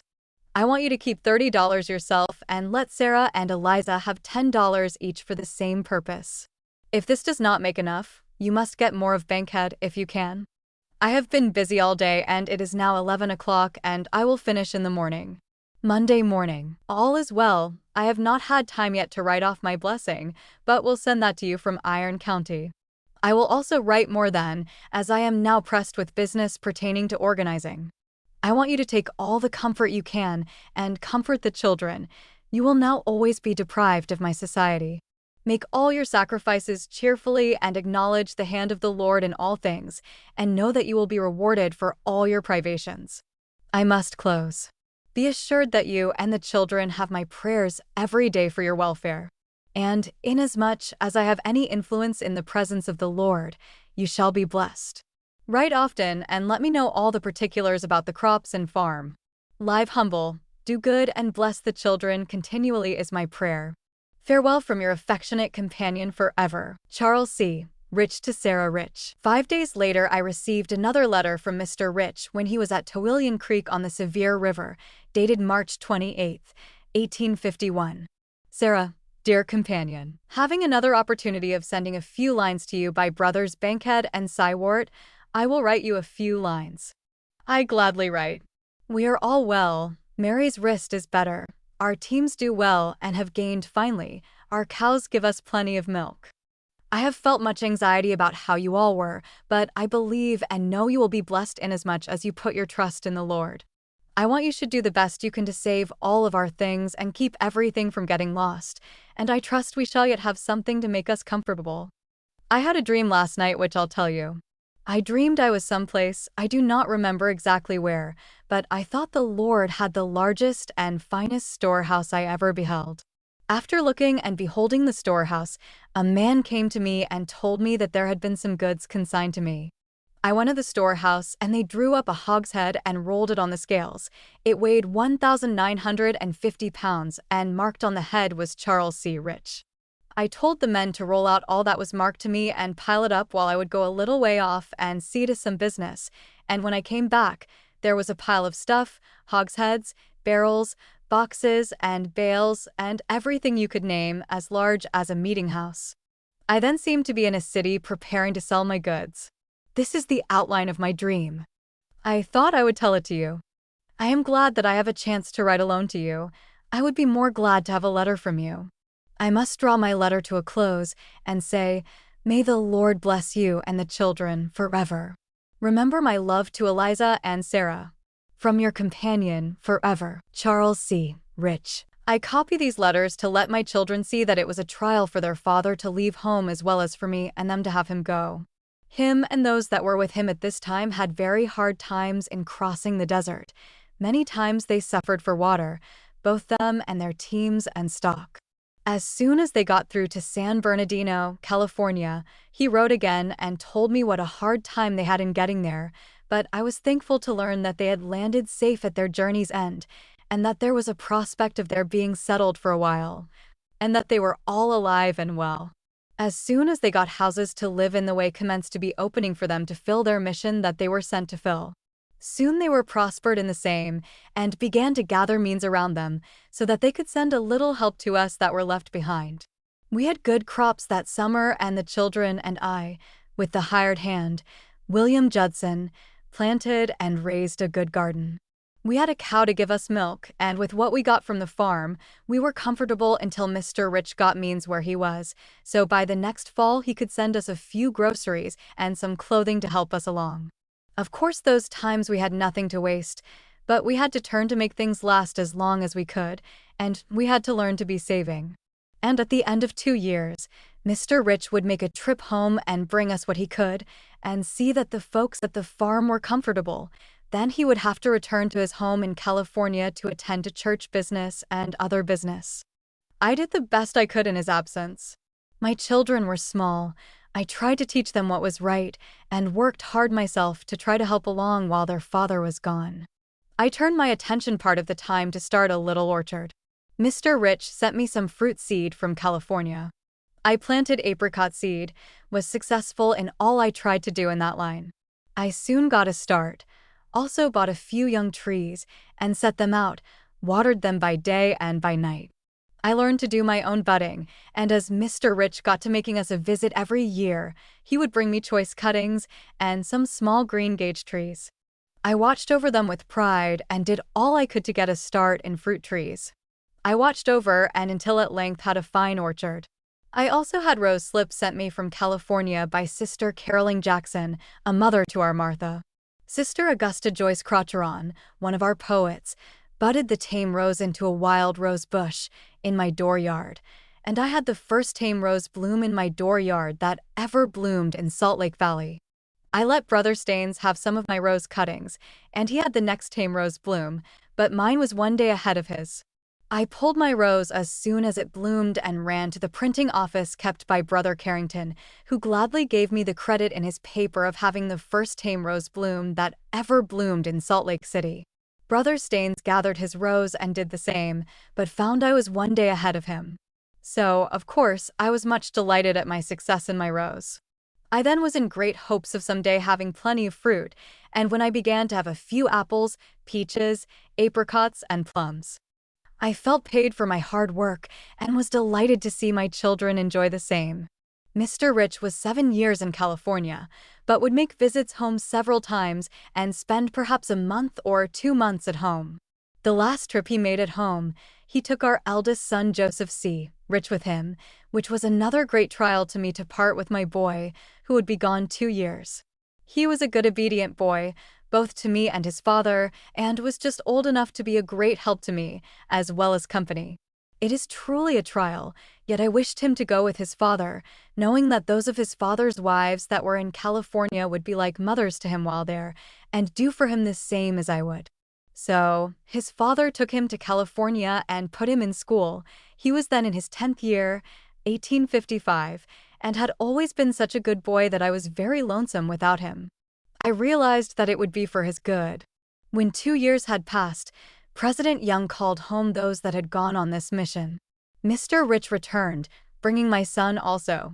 He brought all the family he had there, and we all rejoiced together for a little season. When I heard they were coming, Sister Emmeline, Rich, my 2 boys, Charles and John, and I went down to Payson to meet them. Great was our joy to have them all home again. Sisters Mary and Harriet Rich, my husband's wives who had been with him in California, were glad to get home again. We all figured on having a good time together, little knowing what was in store for in the way of trouble. We took all the comfort we could, not knowing what was coming next. After they had been home a short time, President Young and others got up an excursion party to the head of Big Cottonwood. He gave Mr. Rich and family an invitation to accompany them there. Mr. Rich took some of his sons and myself, and Sister Emmeline, one of his wives. We went, and were having a good time when Porter Rockwell and others arrived from the States, and brought the word that Johnston's army was on the way to give the Mormons fits. I then began to feel as though there were close times again for us. We all had a good time in the canyon and enjoyed ourselves and returned home, not knowing what was coming next, but we looked to the Lord and our leaders to guide us and felt humble and trusted in the Lord, knowing He had protected us in former trials and had taken care of His people. I need not relate what followed, but President Young, Kimball, and others would preach to us every Sabbath and tell us to be humble and prayerful and trust in the Lord, and all would come out all right. We knew they were inspired and that the Lord instructed them by His Spirit to tell the people what to do. So our people went about this work, taking care of their crops and planting and sowing as usual, waiting for the watchword from the servants of the Lord. President Young had said that army should never come in here until he got ready to let them come, but they kept moving toward the valley, many thousands strong. And our little army of boys and men were sent out to Echo Canyon to keep them out until we all got ready for them to come in. My son Joseph was among the number of boys to help make and shoe them, among the rest. Mr. Rich was also sent out part of the time. While out in the mountain carrying messages back and forth in the cold winter, Joseph made some very narrow escapes of losing his life, but he was faithful in all that he was sent to do, and was honorably discharged when spring came. So my readers and children can see that my troubles and anxiety to leave our homes and move south, all that were north of Salt Lake City and all that were in the city were to move south. This included all those that were in the settlements around about. We did so, knowing the Lord had inspired our leaders to advise us what to do. So, this church was again on the move, and Salt Lake City left desolate. Mr. Rich took his family as far as Provo. Some of our family camped out, while others got rooms as best they could. So when all were out, President Young sent word to the army that they could pass through the city and make their camp elsewhere. Thus, the wisdom of the Lord was made manifest. I need not relate the particulars, for it has all been written and published. We spent the summer in Provo. Many went further south. In the fall, we again got the word, to our tents, O Israel. So, We took up the line of march again to our homes, finding everything all right at our homes, and our apple trees and other fruit were waiting to cheer up our drooping feelings, and we felt to thank the Lord for his wisdom and mercy. We spent the following winter as pleasantly as possible. There are many interesting things that occurred that might be of interest to my children, but as I cannot remember all to note them down, they must read other books that have been published that will tell them many things that I have omitted. After enjoying 2 pleasant winters with my husband and son, he was called in the spring of 1860 to take a mission to England. My son Joseph was called to go with him. Here again was another trial for me to have to part with both of them again. On the 1st of May 1860, Mr. Rich and my oldest son, Joseph, started on a mission to England to be gone 2 years, leaving me with a babe 6 months old, my youngest son, Frederick C. Rich, who now is married and a father of 3 sons and a daughter. This was another lonely time for me, and I truly had many cares and responsibilities resting upon me. I now had 5 sons to look after, all under 16 years of age, also 2 girls and 1 grandchild. I braved the storm and did the best I could and tried to teach my children what was right. After 2 lonesome years, my husband and son returned, having fulfilled a mission with honor. They came home and spent another winter, when Mr. Rich was again called to take his family and make a settlement in Bear Lake Valley. He went to Bear Lake in the spring, with part of his family, built some houses, and returned in the fall and moved me and the family there.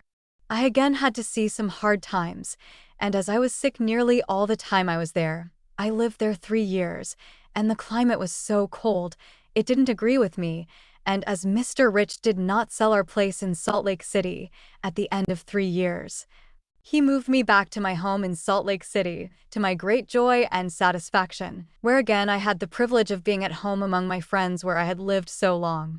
Of course, I could not see my husband so often now, but he would come to the city and stay a few weeks with me and the children. My son Charles C. was married to Jane Stocks while I lived at Bear Lake, and he remained there. Joseph and John also stayed in Bear Lake, but were not yet married. I was glad to return to my old home in Salt Lake City where I found so many old friends. My daughter was then living in my house in Salt Lake City. My youngest son, Fred, was then about 8 years old. My fruit trees that I had tried so hard to start in Salt Lake City were now in their full prime, being loaded with fruit. I went to work on the old place, trying to take care of what I had and get my 3 boys, David, Ben, and Fred, in school, and spent the summer looking after my fruit. My daughter Libby was also in school. I sold apples at $7 a bushel and got a new stove for which I paid $100. I dried fruit and sold and got many things that I needed in my family. I also dried fruit and made preserves and sent to the families in Bear Lake and did all I could to help along, as my husband had a large family to support. I felt it my duty to help myself all I could and help clothe my children and prepare them for another winter. Together with the father sending some money, we were prepared to live comfortable through the winter. When the legislature for Utah met, Mr. Rich, being a member of that body, came down and spent most of the winter with us.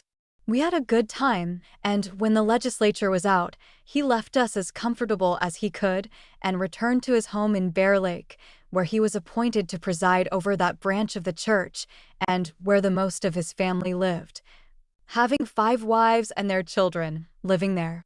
His father and family also lived there. His father was very feeble, having had a paralytic stroke. Before I left Bear Lake, Father Rich died and was buried near Paris, now Idaho State. I struggled along and did the best I could with what I had to do with, trying to live my religion and to teach my children the principles of the same. I put my 3 youngest sons in school and had them learn all they could while small.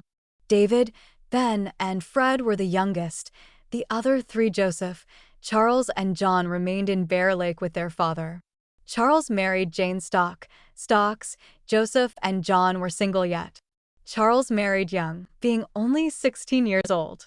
She also attended school until Professor John Morgan came to Salt Lake City and started a higher school than we had been having. He built what was called Morgan's Institute in the 14th Ward. My daughter Libby and Benjamin arranged to go to that. Ben made arrangements with Mr. Morgan to do chores around the building, and by so doing was to pay for his schooling. He was anxious to learn bookkeeping in order to fit him for a place in a store. That was his desire, notwithstanding he was but a boy, only turned 14. Mr. Morgan took great pains with him, seeing he was ambitious and desired to learn. He was rather a sickly boy, but stuck to school for about a year and a half, and then quit and got a situation in the Coop store, under the care of Brother Beatty. Libby, my daughter, got a place in school as assistant teacher and continued school until she married Milan Pratt, a son of Orson Pratt and Mary Merrill.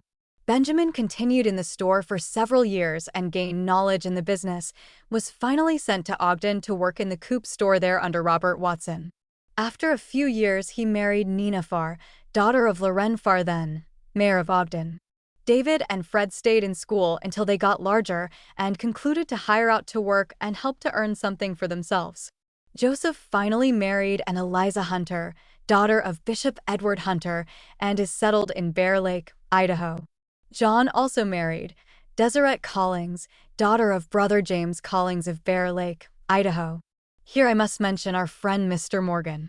He afterwards received the gospel and became a member of the Mormon Church, and has traveled and preached and did a great deal of good and is a faithful good man and a good Latter-day Saint. I will now say to my children, perhaps I have made some mistakes and repeated the same things over again in my writing. If so, correct the same, for sometimes I am confused and forgetful. I am now the only member of my father's family living, with the exception of some grandchildren. All of my father's family have passed away. I have no brothers or sisters living, and I am now in my 78th year. My husband has also passed away, also my second son, Charles C. Rich, who died 2 years ago last June. I now have 5 sons and 2 daughters living and many grandchildren and some great-grandchildren. I find myself getting old and feeble. I am now living with my son Ben E. Rich in Ogden, having broken up housekeeping in Salt Lake City a year ago last November. I have felt very feeble of late and may not be able to continue writing in this book, but would be glad to write many things as I could think would be of any interest to my children to look upon. I know, dear children, that the principles of Mormonism, as it is called, are true. I know that Joseph Smith was a prophet of God. How do I know it, you may ask? I know it by hearing him prophesy what was coming, and have lived to see the things prophesied about come to pass. I have seen the sick healed by his administration, and in answer to his prayers, I have seen many miracles performed in this church, have been nigh unto death myself, and have been healed by the power of the priesthood. I have seen some of you, my children, raised as it were from death's door, by the power of the priesthood, by the laying on of hands by those who were in authority. The Lord has established his work and his church on the earth now in the last days, never to be taken from the earth until he comes himself to dwell with the saints. I want all of my children to do right and to keep the laws of God as revealed through those of his servants, holding the power of communing with God our Heavenly Father. Never deny any of the principles of this the latter-day work. Live humble before the Lord. Ask him for his Holy Spirit to teach you what is right and to keep you in the faith of this his latter-day work. Go forth and help to build up the kingdom of God on the earth. You, my dear children, if you do right, may live to see the wickedness swept off the earth and the laws of God set up in the land, never more to be torn down. Live so that you may gain favor in the eyes of our Heavenly Father, seek the salvation of your souls, and then live to help save others. This is the wish and constant prayer of your aged mother. I wish to live to do good and to teach my children what is right. Don't think that now mother is old, she is not capable to give you good counsel and teaching you in many things in addition to what you already know. I pray for you daily and ask the Lord that you may all do right and be saved with your Father in the kingdom of God. I have watched over and cared for you when you were small and have done the best I could for you under the circumstances, and in all, my desire has been to see you all engaged in the work of the Lord. I have been a true believer in the principles taught by the prophet Joseph Smith, and all the leading men of this church. I embraced that doctrine over 56 years ago, written in 1891. I still love those principles and know they are true. I know the Lord will bear off his kingdom triumphant in spite of all those who are opposed to his work.